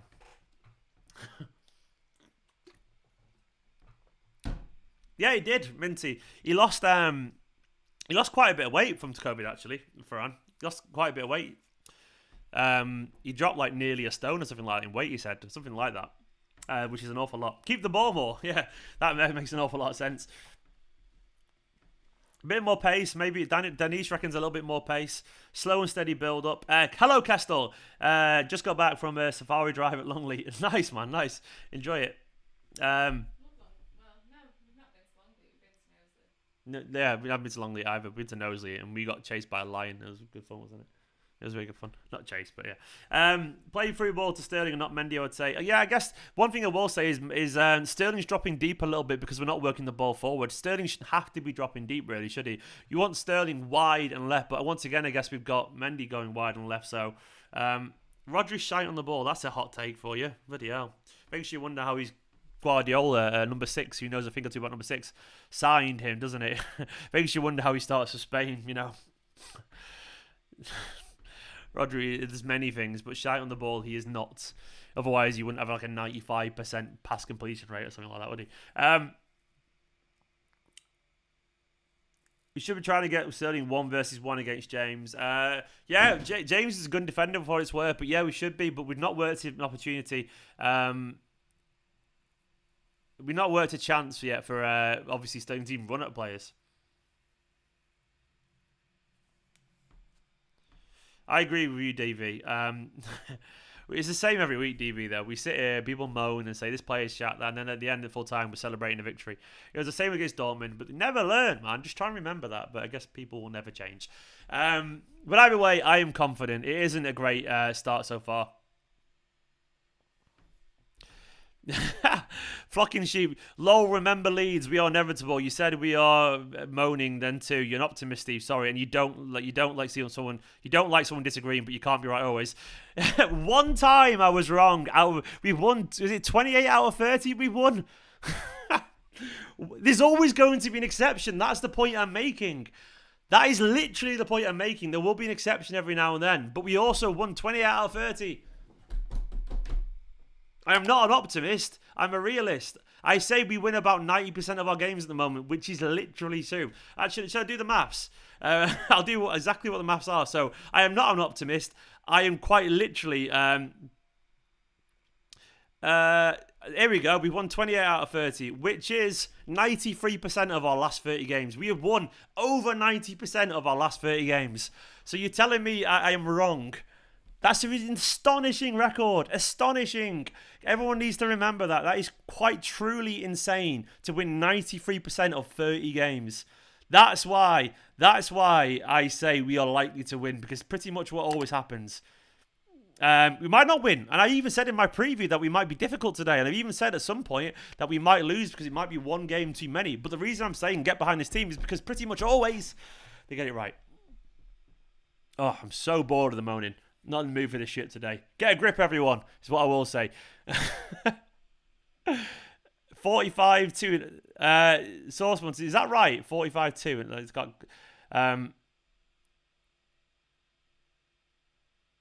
the reason the first half performances have been a bit poor, Hanny Jr., is because it's so many games and because the players are tired. You got to remember, Hanny Jr., do you remember the 14-game winning run in the 18-19 season when Vinny obviously scored a goal? We weren't playing well in those games towards the end anyway. It was all about grinding out results. And at this stage of the season, performances do drop off a little bit, but it's genuinely about just grinding the results out and getting through the games because the players are a bit tired. There's a lot going on. Mentally, it's fatiguing, but you just got to get through them. I don't give a shit if we play awful today or the next 10 games. As long as we keep finding a way to win. But either way, we're not playing well.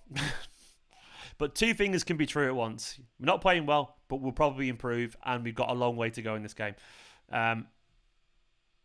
Exactly, Kian. And I don't think I'm being optimistic. I think I'm being realistic. That's what I will say. If we'd lost 10 games out of 20, I would go, chances are we're going to lose this. But, you know, when you win 93... we aren't 45-2. I didn't think we were. That doesn't make sense. It's 28 out of 30, isn't it? But either way, it's very good. It's unheard of, actually. It's literally pretty much unheard of.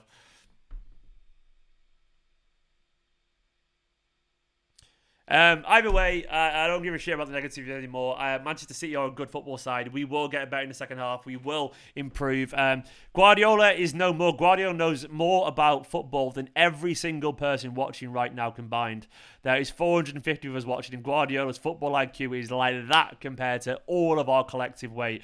So what I will say is that Guardiola will be hopefully finding the way to beat this Chelsea side. It might not happen, but that doesn't make us frauds. It doesn't make us failures.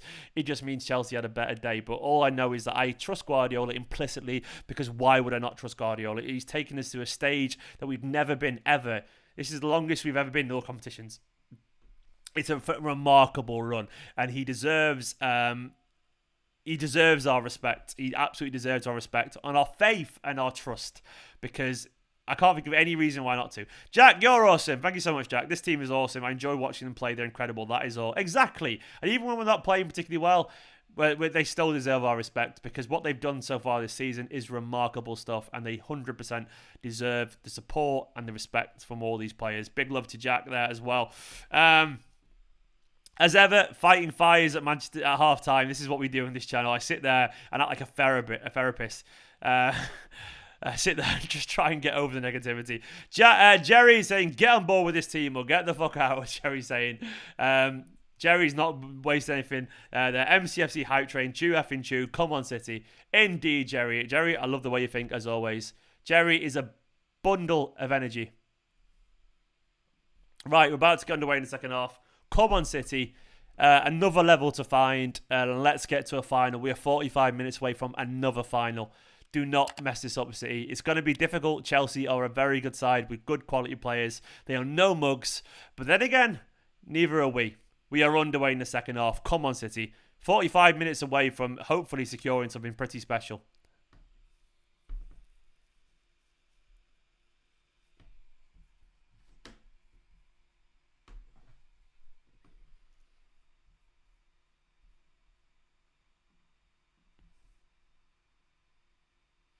Come on, City.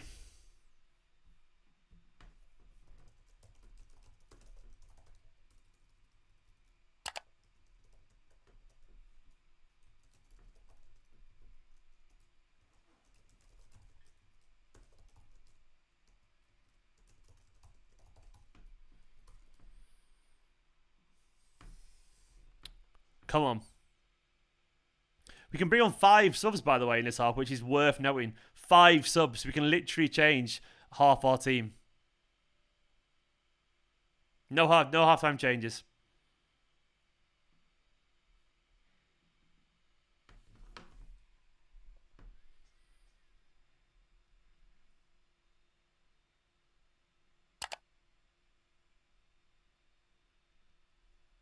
Come on, City.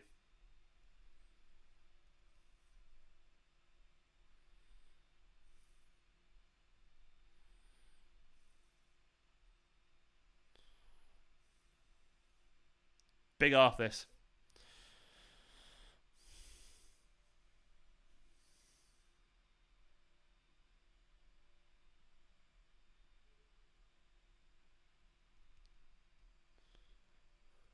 De Bruyne, that's concerning. Get Ilkay. That's very concerning.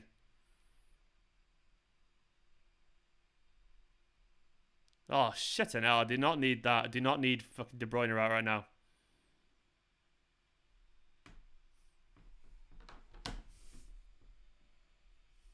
Oh, come on, man. This is a hell of a bad thing.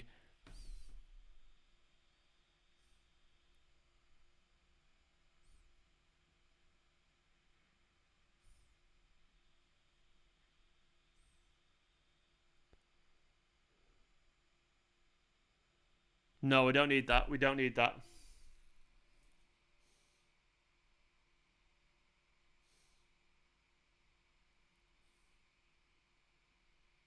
That's bad.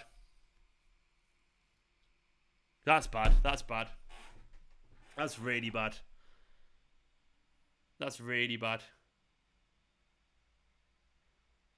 Please don't be serious. Foden on.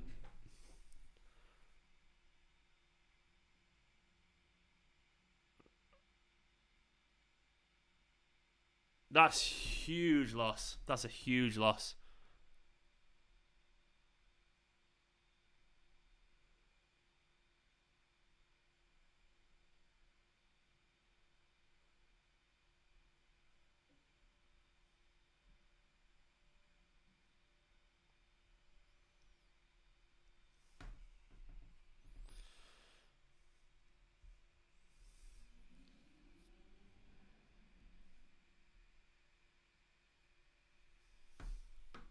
That's really bad.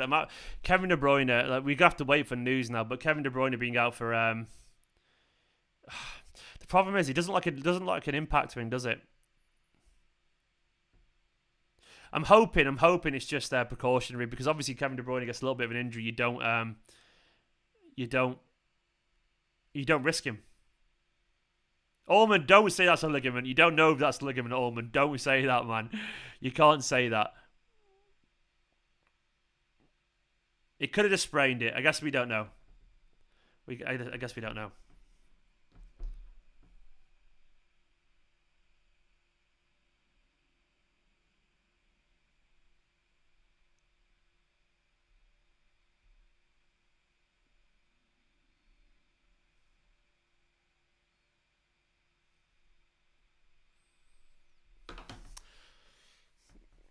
KDB, I'm asking one thing, Manchester City. Do not, please look after Kev. The gods of football, please look after Kev. Maybe he gets some rest. What I will say is Gundogan, Bernardo, we'll go back to that. We won an awful lot of games with Gundogan and Bernardo, didn't we, in midfield? A balanced midfield. Nice, Raz. Nice run. Really nice run that from Raz. That's better, Raheem. Better, Raheem. Still, hopefully De Bruyne will be all right. Hopefully. Nice football. Better football. Better. Oh, lucky.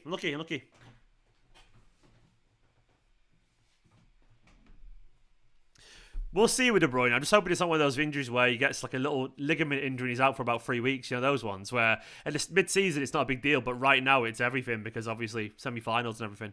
And a final. We'll see. Nothing we can do right now is the other than just hope for the best. Everyone's saying he's going to be fine, don't worry. Hopefully. We'll see. I guess none of us know, but it could be just a knock. It could be a sprained ankle. He's out for a week or something. Wouldn't be the worst thing in the world. And as I said before, Bernardo, Gundogan on that run for ages. You okay over there, Nicola? Sorry? I've got really sore elbow and wrist. You sure it's something to do with the alcohol and leaning or something like that? No, it's not. You weren't sort of like leaning on your hand, were you, like that? No. Okay. Have a paracetamol.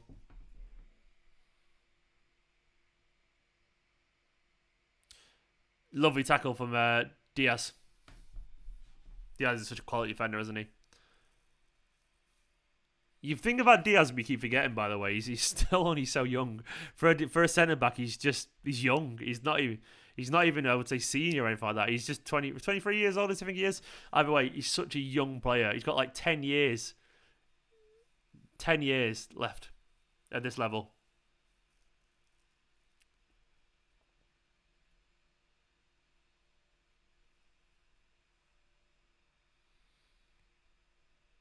Big half this, genuinely. It could really, really shape the rest of the season.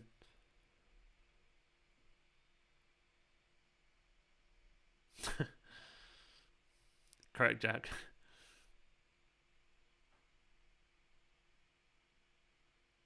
Omen, do you want a scary fact for you? I am 12 years older than Ruben Diaz. 12 years older. Look at his face. Does it look 12 years older than Ruben Diaz? Does it? Don't answer. 8.5. And I'm grabbing onto that half. It makes it sound a lot better, doesn't it? Actually, it's less because you're April. May is 5, so it's more towards 8 than 9. Yes. It's 8 and 5 months. I think we look the same age. Yeah. Yeah, we all feel low for Hazard. We genuinely do.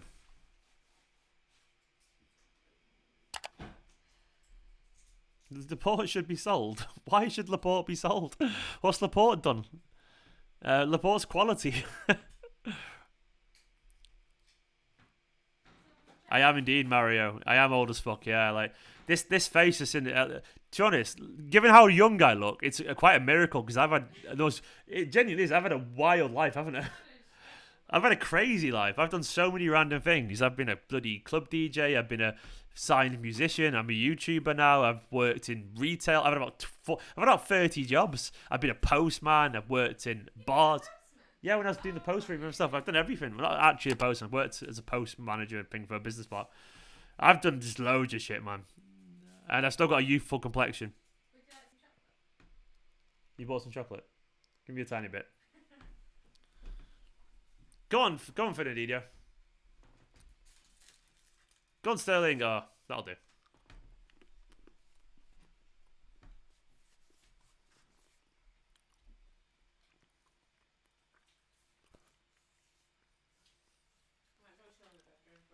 Come on, Mac, to be honest, man. Oh. Sterling, Paul touch again. Come back, to be honest. I've got this. Nice. Try it. Okay. Is it alcohol? No.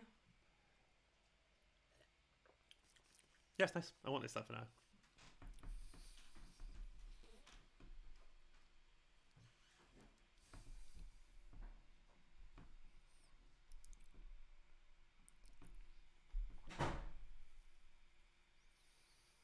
Oh, for fuck's sake, man. Ah!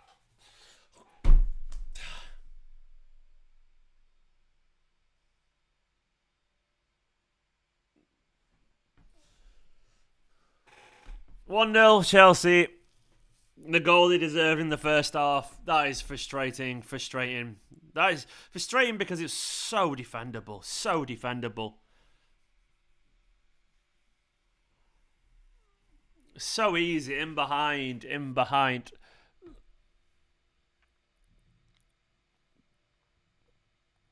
Werner's run is really good there. It's a tap-in. It's a sweaty FIFA goal. That's poor City. We need changes. Or this could be the end of our FA Cup run. That's demoralising. Too easy. All the time in the world to pick up and make that pass in behind. And he was never going to catch Werner because he was level and had too much space to run into.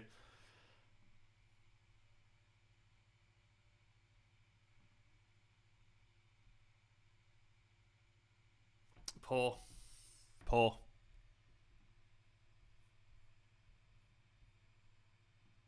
What was Stefan doing coming out? That feels like Stefan's fault, to be honest.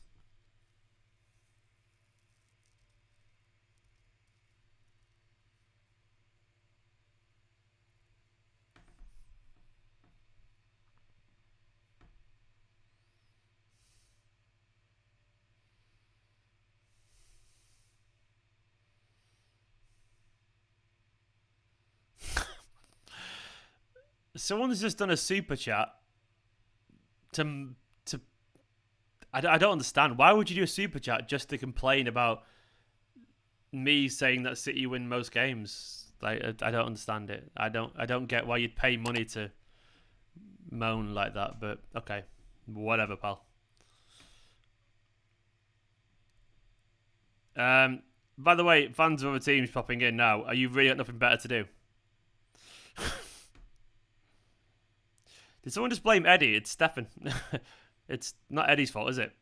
Castle, it's Stefan in goal.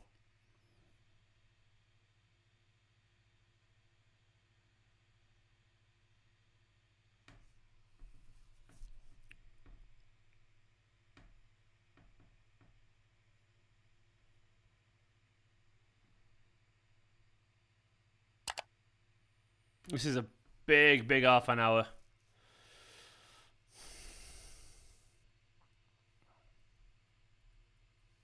Disappointing, concerning.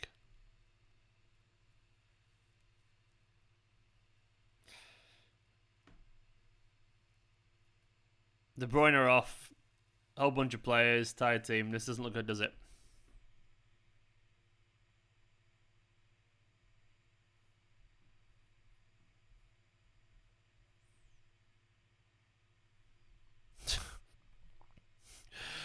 You're such a dick, flocking sheep. Hence never sleep. We are inevitable again, stat merchants. What does that even mean, stat merchants? What does that mean? What about being in the semi-finals, being in a semi-final, being in a final, being top of the league merchants? How is that for you? Is winning games not a good enough stat? What does that even mean? Can you explain what that means, stat merchants? Is 28 winning 20 out of 30 make you a stat merchant? What the fuck are you on about? Like, are you living in some weird world that I don't understand? Strange. Oh my God, City, wake up! We're playing poorly.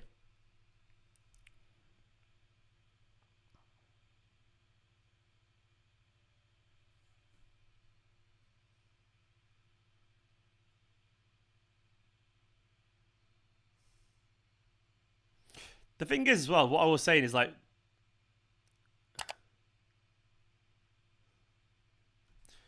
I'm not happy with the performance, is what I was saying. I'm not happy with it, but I am not excusing it either. But I guess I just don't get why I'm getting negative for being. No, never mind. El Trey said, "Yo, Stephen, honestly, don't care about the quadruple, the media hype. But if we lose, it'll be good to focus on everything else, which is important." There's one way of looking at it, man. I've said in my videos, and you can all go and find it, that something might have to give at some point. I don't want it to, and hope it won't. But we're gonna lose a game at some point. I didn't know what it was gonna be. I hope it's not today, but it will happen at some point because that's fuck's sake, Roderick. It's off your blast. But yeah, a quadruple was always extremely difficult.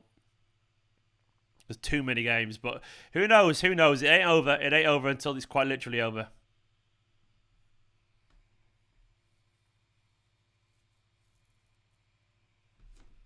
But we do need some changes, and I would expect some changes soon.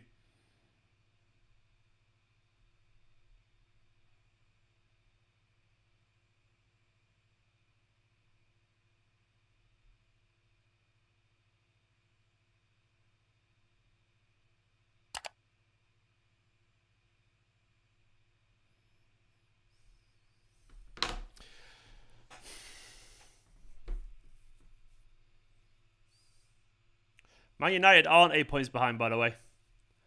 They've got another game in hand.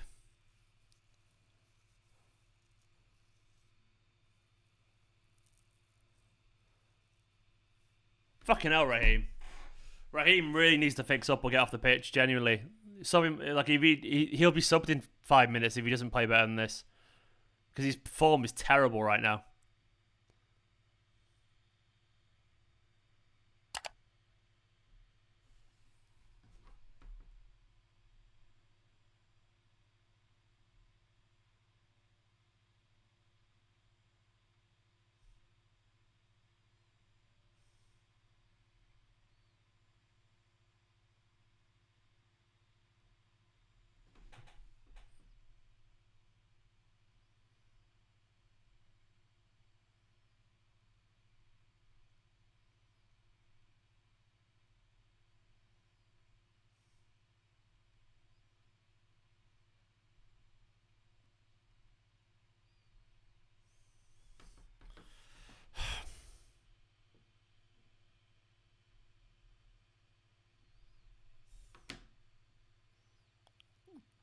Come on, City, man.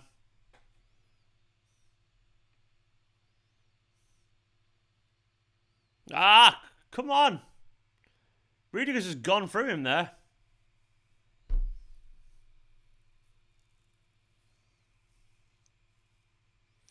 Barry, I'm not saying it's an excuse to tiredness, but you're comparing completely different circumstances there. Chelsea played at home on Tuesday in London. We travelled to Germany on Wednesday. So that's yeah, they played midweek, but they didn't leave London and had an extra day. So of course that's different.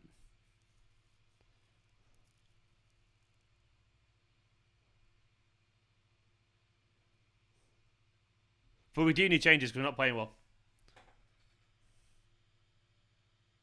Pep loses us the game.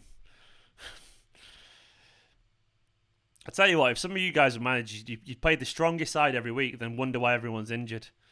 Then wonder why we start losing games when players are tired.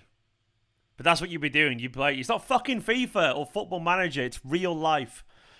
It's real life. You cannot play the strongest 11 every single week. But either way, the changes will be coming. Of course they will be.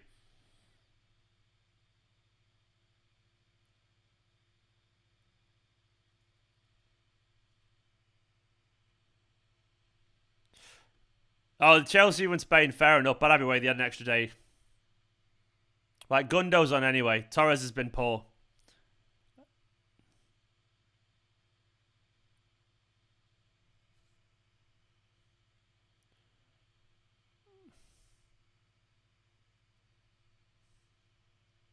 Chelsea did that, yeah, of course, but they haven't got a Carabao Cup final and a bigger game.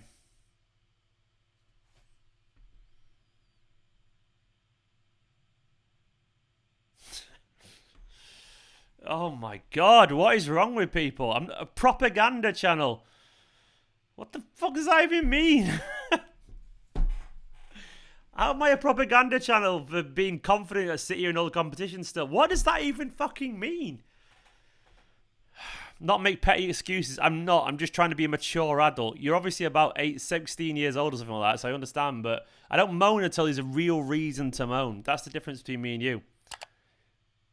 If they lose all those games, yeah, then the season is gone. But they haven't done that yet. So I'll moan when that happens, not preemptively, because what's the fucking point moaning about things that haven't happened?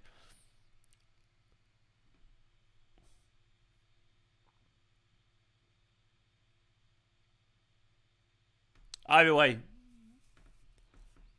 propaganda channel. It's so strange.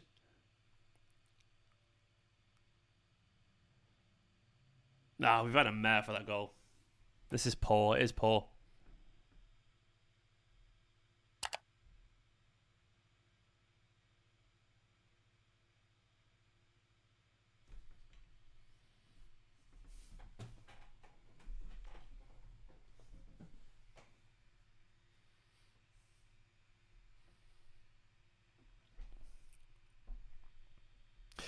What I would say is that you're all acting like Pep wants to make these changes, by the way. He doesn't want to make these changes.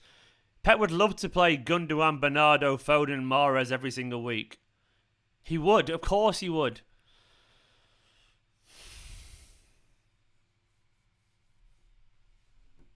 But that's not real. That's not the real world.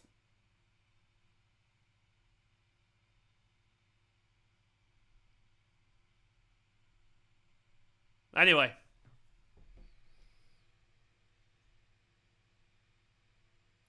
Got 25 minutes. 25 minutes. Sterling's had such a poor game. Nothing Sterling does right at the moment. I genuinely can't. I can't defend him. He's having such a poor game. Mahrez on is definitely not a bad shout. Go on, Phil. Nah, even Phil's overdoing it.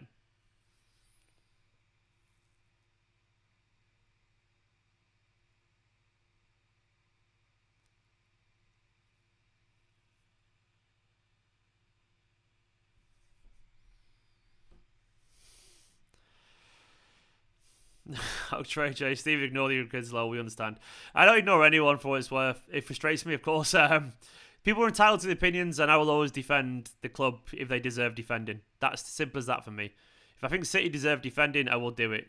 If I don't think they deserve defending, I won't. It ain't complicated. Right now, though, we're not playing well, and I'll criticise performance, but I won't criticise this team or the squad or the season, because that is just stupid. It's just stupid. Either way, there is time, and I'll be immensely disappointed if we don't win today.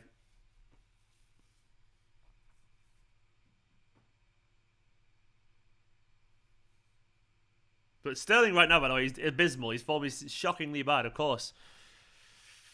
I can't deny it.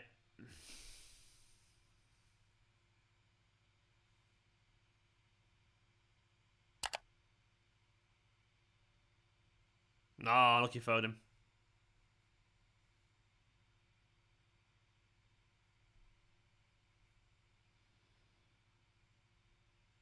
Kev got an injury, James. He felt his ankle. And... To be honest, Thomas, I don't think anyone's giving I don't think anyone's giving Sterling a pass. To be honest, everyone's criticising him, and likewise. So I don't know no one's giving Sterling a pass, to be honest. His form's terrible right now. I'm not denying that.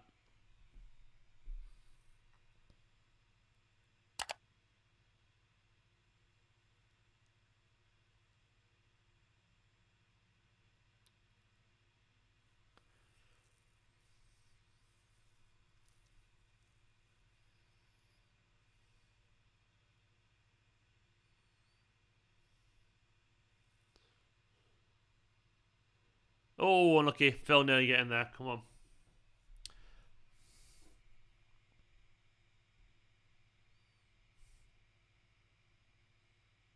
Gundogan has definitely made a massive difference. He's knitting the attack together.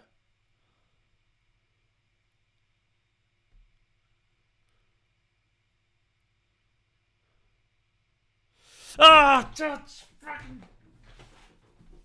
Ruben, that's a chance. It's a big chance. Ruben, no. Can't miss them. You fucking... Who was it? Rodri. That's a big chance. Just a glancing header.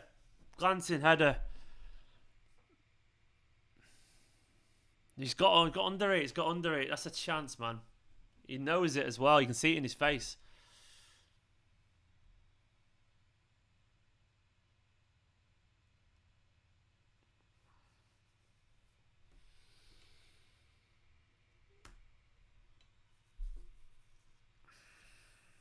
Yeah, he has no time to react, I guess. It's just frustrating, it?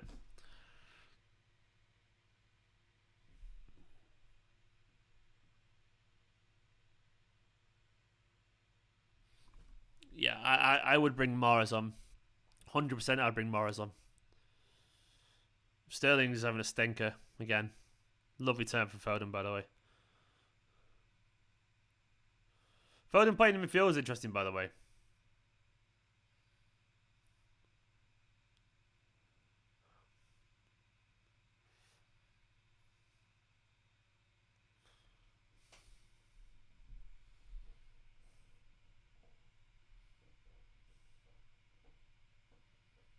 The high beat from Jesus. Yeah, it was, to be fair. Can't deny that.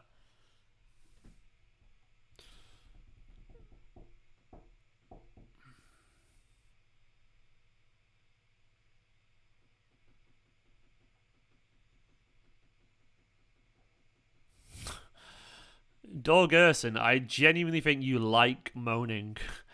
Every single stream you are there moaning about Pep. Every single stream. Not happy unless you win a quadruple, some people. Literally not happy. I'm not happy today right now. But I'm certainly not going to throw my toys out of pram.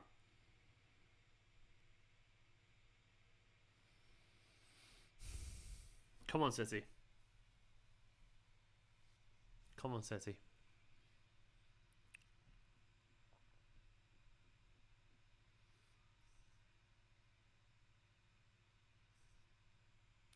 Johnny, to be honest, I'm not even slightly worried about the Premier League. I'm not about the Premier League at all. We'll be fine. One less game to worry about, I guess, if we go out.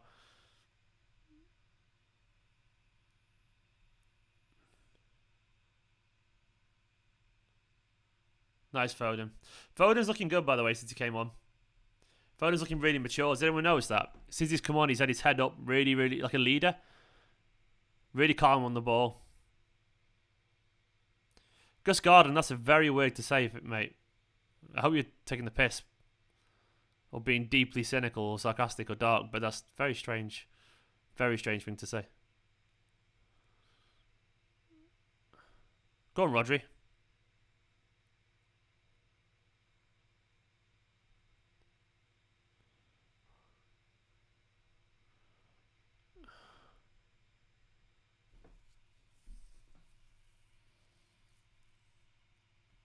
Working the ball really nicely here.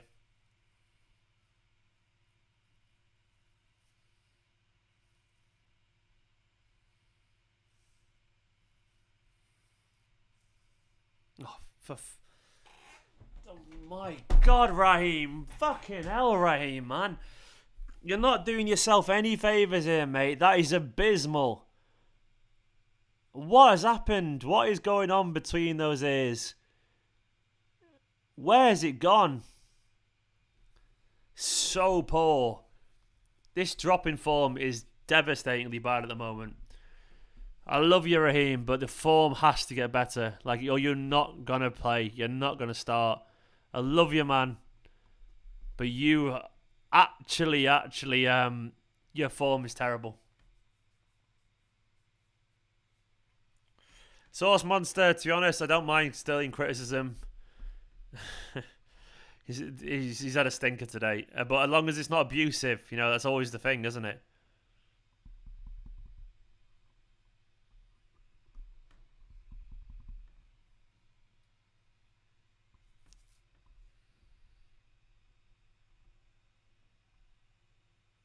Michael Ferguson, why would you say fuck you, Sterling? Why? What I will say is get a grip, keep your criticism mature, not just... It's enough to say he's playing, having a shocker and he's out of form, he shouldn't be starting. That's enough.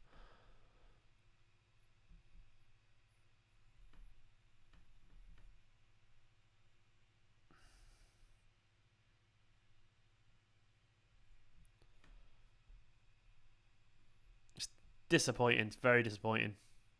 For what it's worth, Sterling will know, by the way. He's not fucking stupid. He's not like... He knows he's in terrible form. And I guess you can spiral, can't it? If anyone spams, you're getting timed out. Because you're spamming. Season's over. Fucking hell. That's a new one. That's a new...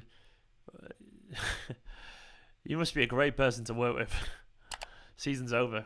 Because we're losing 1-0 with 20 minutes left in the FA Cup. That's it, lads. It's over. What's the point anymore?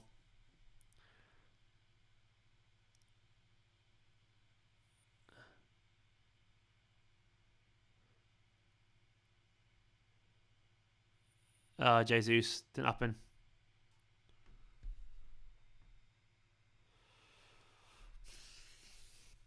Mahrez, please, Guardiola. It's almost awkward now, actually, with the Sterling thing.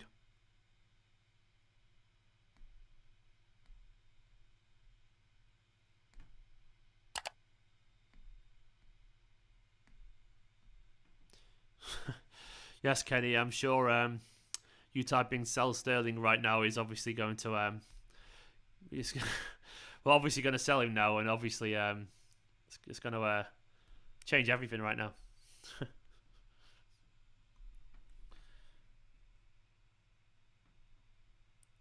I don't know who it was, Hells, but someone put the season's over, Bal something. I was like, alright. Pet doesn't look happy for what it's worth, he knows.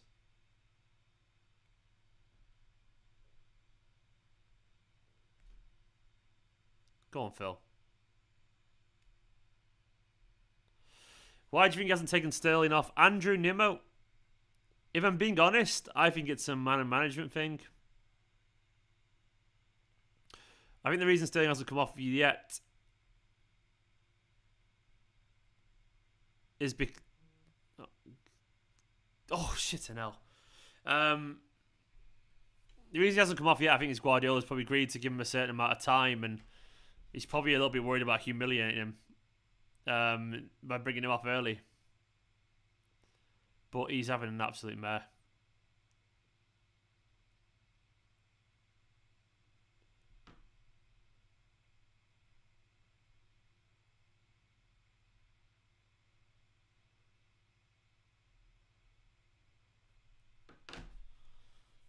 But either way, it's he's just poor. It's just poor. I can't deny it. It is absurd, yeah, Ryan. He's everyone's worst performances in a City shirt. Thank you, Ryan. Ryan Ford, the super chat, but there's no comment attached to it. But Ryan Ford, you legend. Thank you so much. Big love, pal.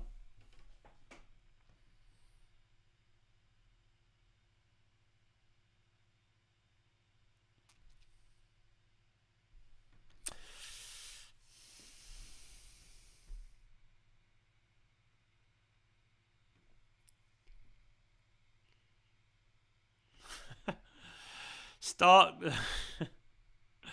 Nico HD. Start Cole Palmer, Rogers, McAtee, Delap, Lav. If anyone's that are selling. Well, one of them's not even at the club, mate. One's on loan out. You're like, Jesus.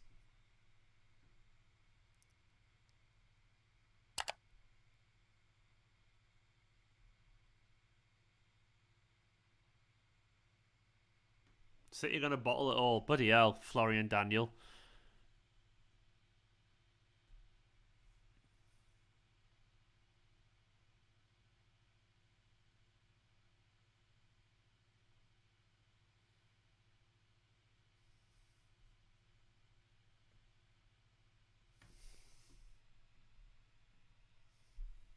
And ball.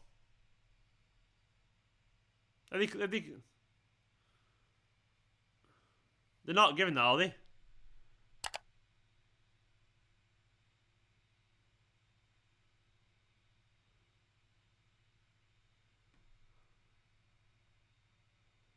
Is it? Oh, that's very similar to the... He's not going to give that, but that's very similar to the Champions League one, isn't it? I don't think that's a penalty for what it's worth, but... I don't think it's a handball. I've seen the replay now. I don't think it's a handball, personally. It's unbelievably soft. His hand's by his side.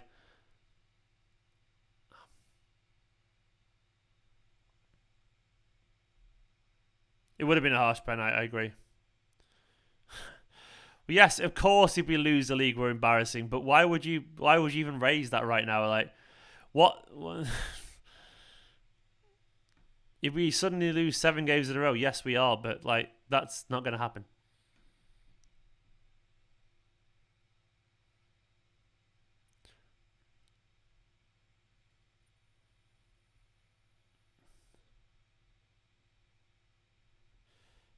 I have no idea why Sterling's still on the field. I can only presume it's some kind of like agreement at the start to try and play him back into form or something like that. Maybe Pep's got to the point where he's playing so badly that Pep thinks, oh, fucking hell, Mendy. Jesus Christ.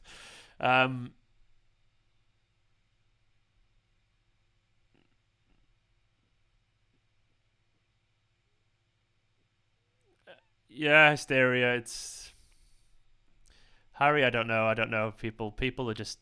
Well, I've learned to expect very little from people. They all moan if they would. Yeah. Oh, come on, anyway. 10 minutes left. We're relatively in the ascendancy, even if we aren't playing well. It's been a very stressful game.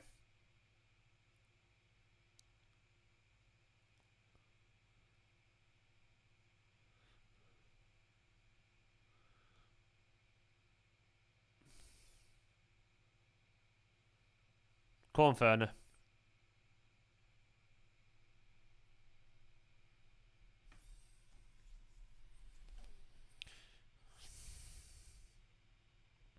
This is very stressful. Very stressful.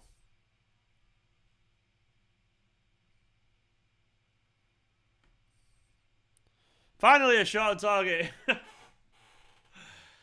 Finally, we got a shot on target. Rodri. Nice and Foden.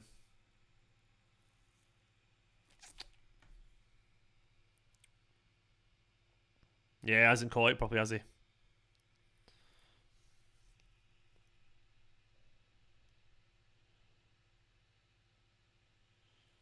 City bottling all the cups again, Darren. When does that ever happen? City bottling all the cups. I don't know if you're on about, you dickhead. That City pretty won every single trophy domestically they could one season. Bottling all the cups again. Jesus Christ, you fucking idiot. I should stop replying to these trolls, shouldn't I? But people stress me out.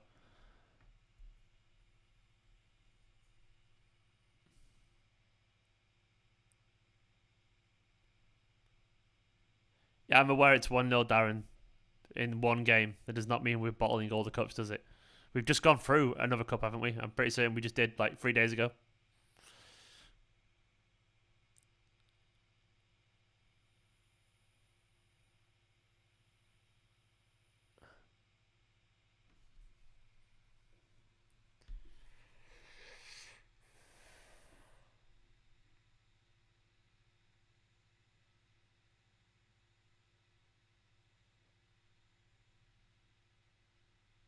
This is hard.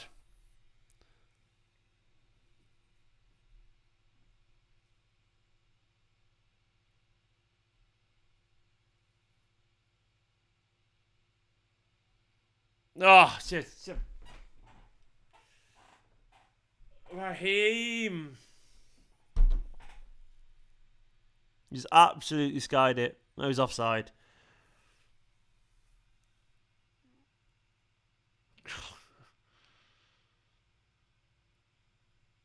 He's on his left foot. Either way, he was never going to score that, was he?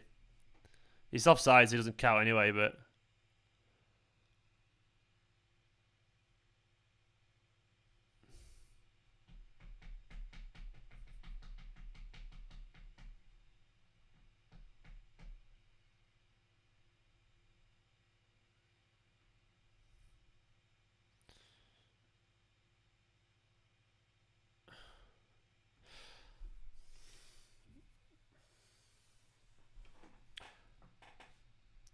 Six, 7 minutes left.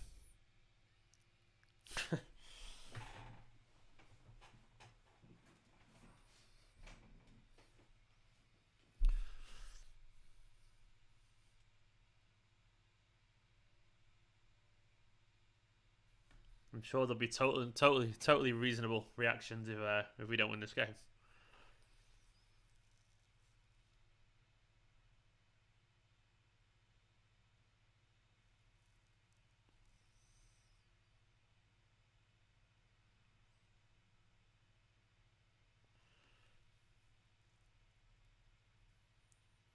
Oh, we're just hitting it long. We've got no chance.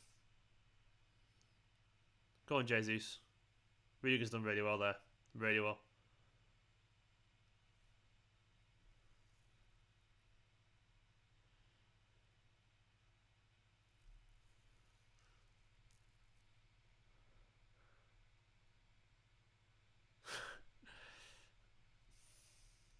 God, I hate some of you in the comment section. Literally hate some of you.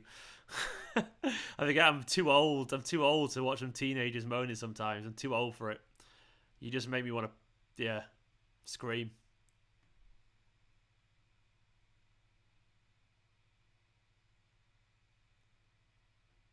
Right, Door, you're just spamming now, mate, about Pep.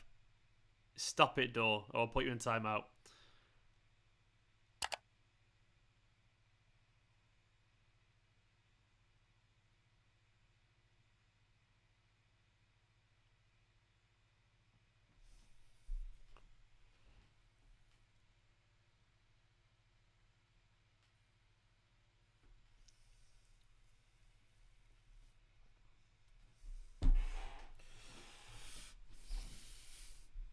Five minutes left.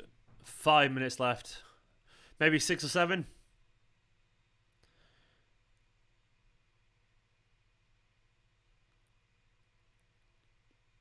We've had much worse performances in this season at AKB. United, for one. Leicester. We've definitely had worse performances than this. By the way, this isn't a good performance, but it's a disjointed performance. And Thiago's going to spend about 5 minutes now on the floor.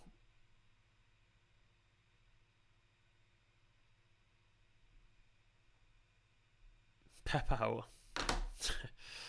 You dick. Anyone intentionally trolling, I'm going to fucking hide.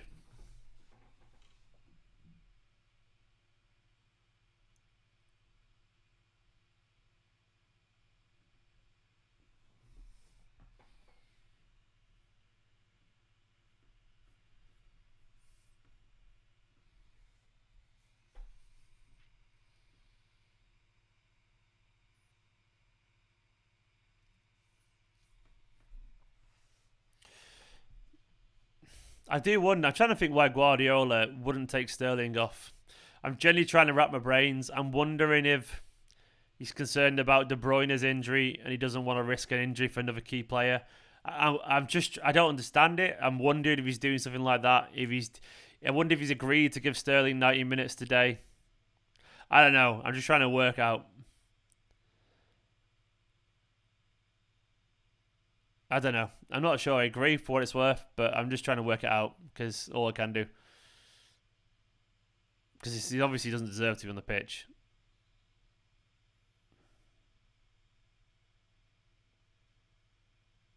You just call me Mark, for fuck's sake, Umar. How dare you? How dare you?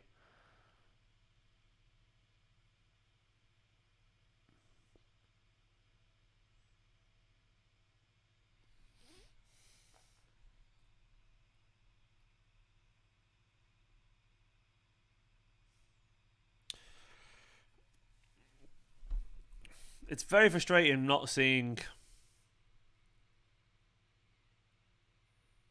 a couple more subs.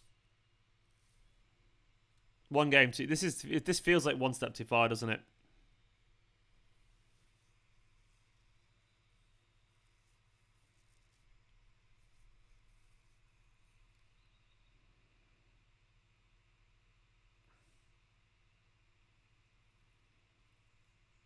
I don't think we're going to score, I'll be honest. I don't think we're going to score. It doesn't feel like we can get forward. That's not me trying to be negative, just...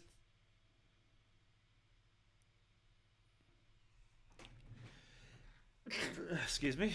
Bless me. Yeah, I changed my tune based on what I'm seeing, Flowies. I always do. And right now, I can only react to what I'm watching. Omar saying, "Oh, the Blues, the treble is still on." Indeed, man.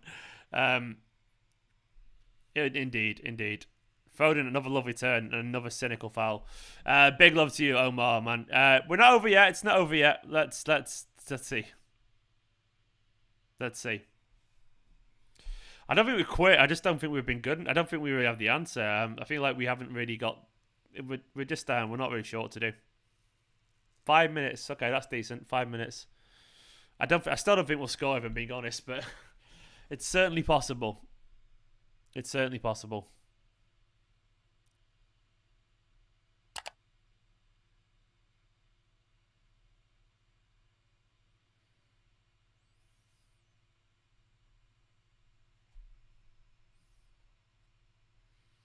They're so organised, Chelsea. So organised. Oh, shit, I know.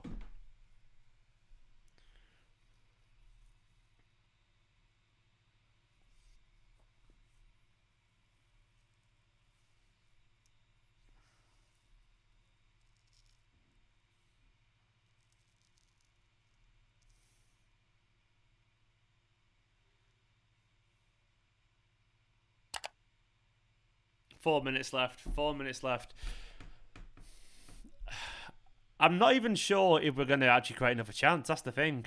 Normally at this point, you think there's going to be one big chance. Look how deep Foden is. It's ridiculous. But you always think there's going to be another chance. But I'm not even sure that's going to happen. Because it feels that disjointed.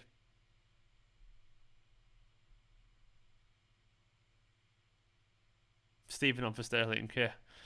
Trust me, I'd be a lot worse.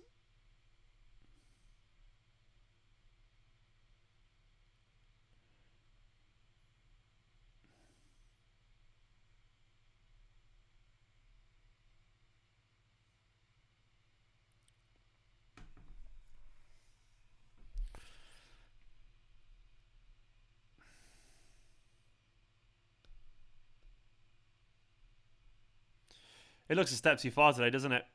It looks a step too far, unfortunately.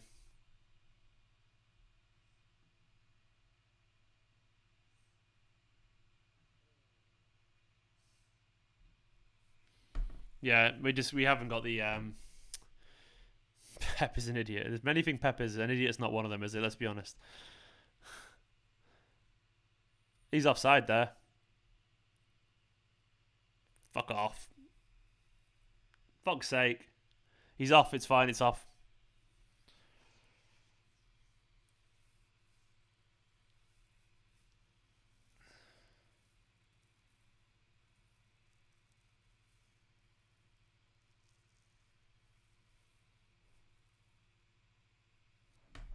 Come on, City.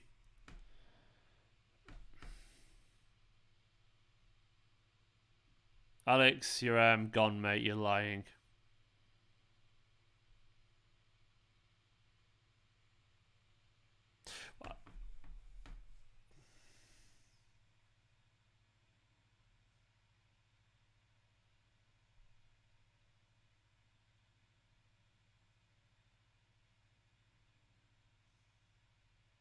Ah, come on.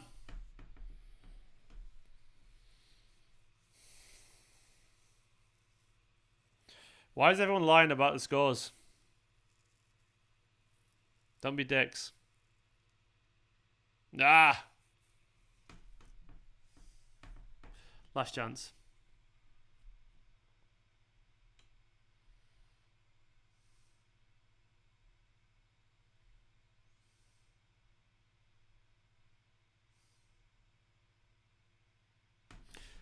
Come on, City.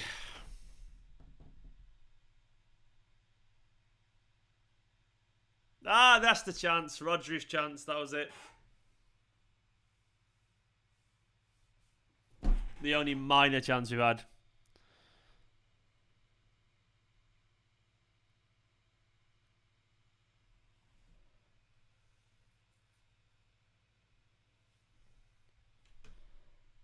Oh, fuck off, Zuma.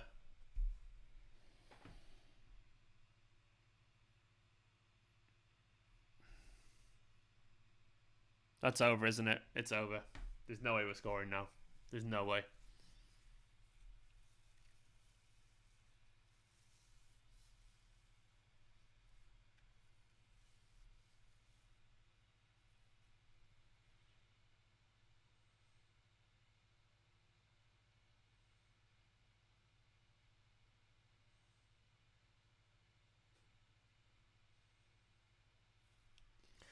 KDB injured for nothing, indeed.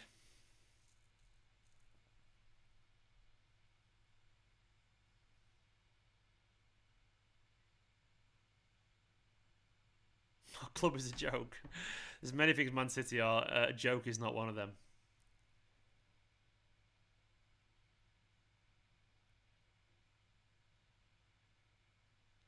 As someone said, we had one fucking job. We didn't have one fucking job. We had 4 jobs. It's worth pointing that out.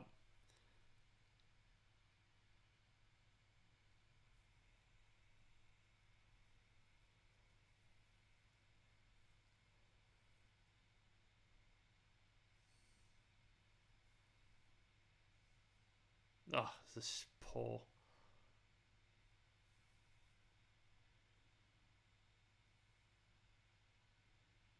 Oh, come on, City.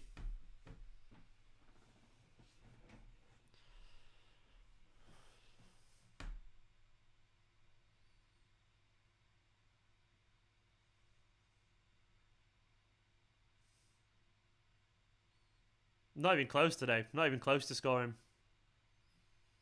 Not even close.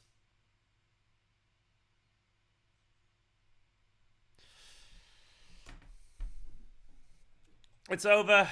It's over. Immensely frustrating. It was a very, very underwhelming, very poor performance. Unfortunately, I can't defend the performance. We made too many changes, and it didn't come off. And it's annoying. It's frustrating. It was underwhelming, and we know a thing or two about some of these players now. Unfortunately, that they are not to be relied on at this stage of the season. Some of these players have been brilliant at times for Manchester City, but today, they weren't. To put it quite simply, that was not a good performance. Unfortunately, genuinely not a good performance. Chelsea good. We're not Chelsea. Aren't no ones. They're a very good side. Possibly likely get to a Champions League final. The quad's over, but the quad was probably never realistic. Let's be honest. Anyone thinking it was realistic was being a little bit naive. I would say a little bit naive. That was a poor performance. It was a poor performance. It was a disappointing performance. As I said in my match preview, at some point something was going to give because we have too many games that require too many changes because players are too tired. Because if you don't change changes, they get injured, unfortunately. And today we had to make a whole bunch of changes and it's not come off, which is frustrating. But that is the reality that we live in. When you've got this many players, you got this many games, sorry. This is why teams don't win quadruples, by the way. This is why they don't do it. Because you have to play big game after big game. You have to play Dortmund, then Chelsea. Then you've got to play, you've got to play a game to win.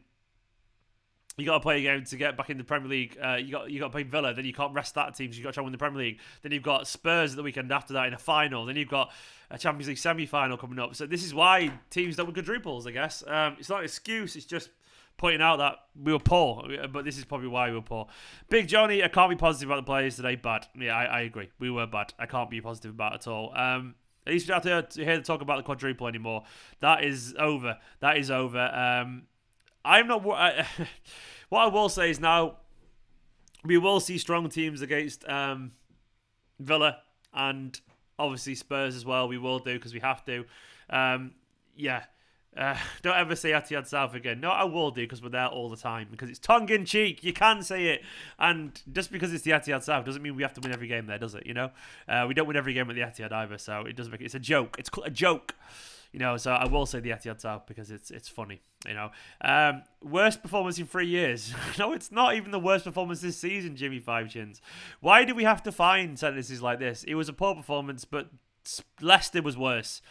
Leicester Leicester this season was worse. Genuinely was worse. We played much worse than that, this season alone. So it was a good performance, but we can just say it was a bad day, a poor performance. But worst performance in 3 years? No, that's not even close to true, unfortunately. Not even close to true. Either way, it's over. I'm disappointed. I'm gonna go do my match reaction now. I'm going to do that. Thanks for watching. I appreciate it. Very frustrating. Let me go and get my thoughts together and do a match reaction for now.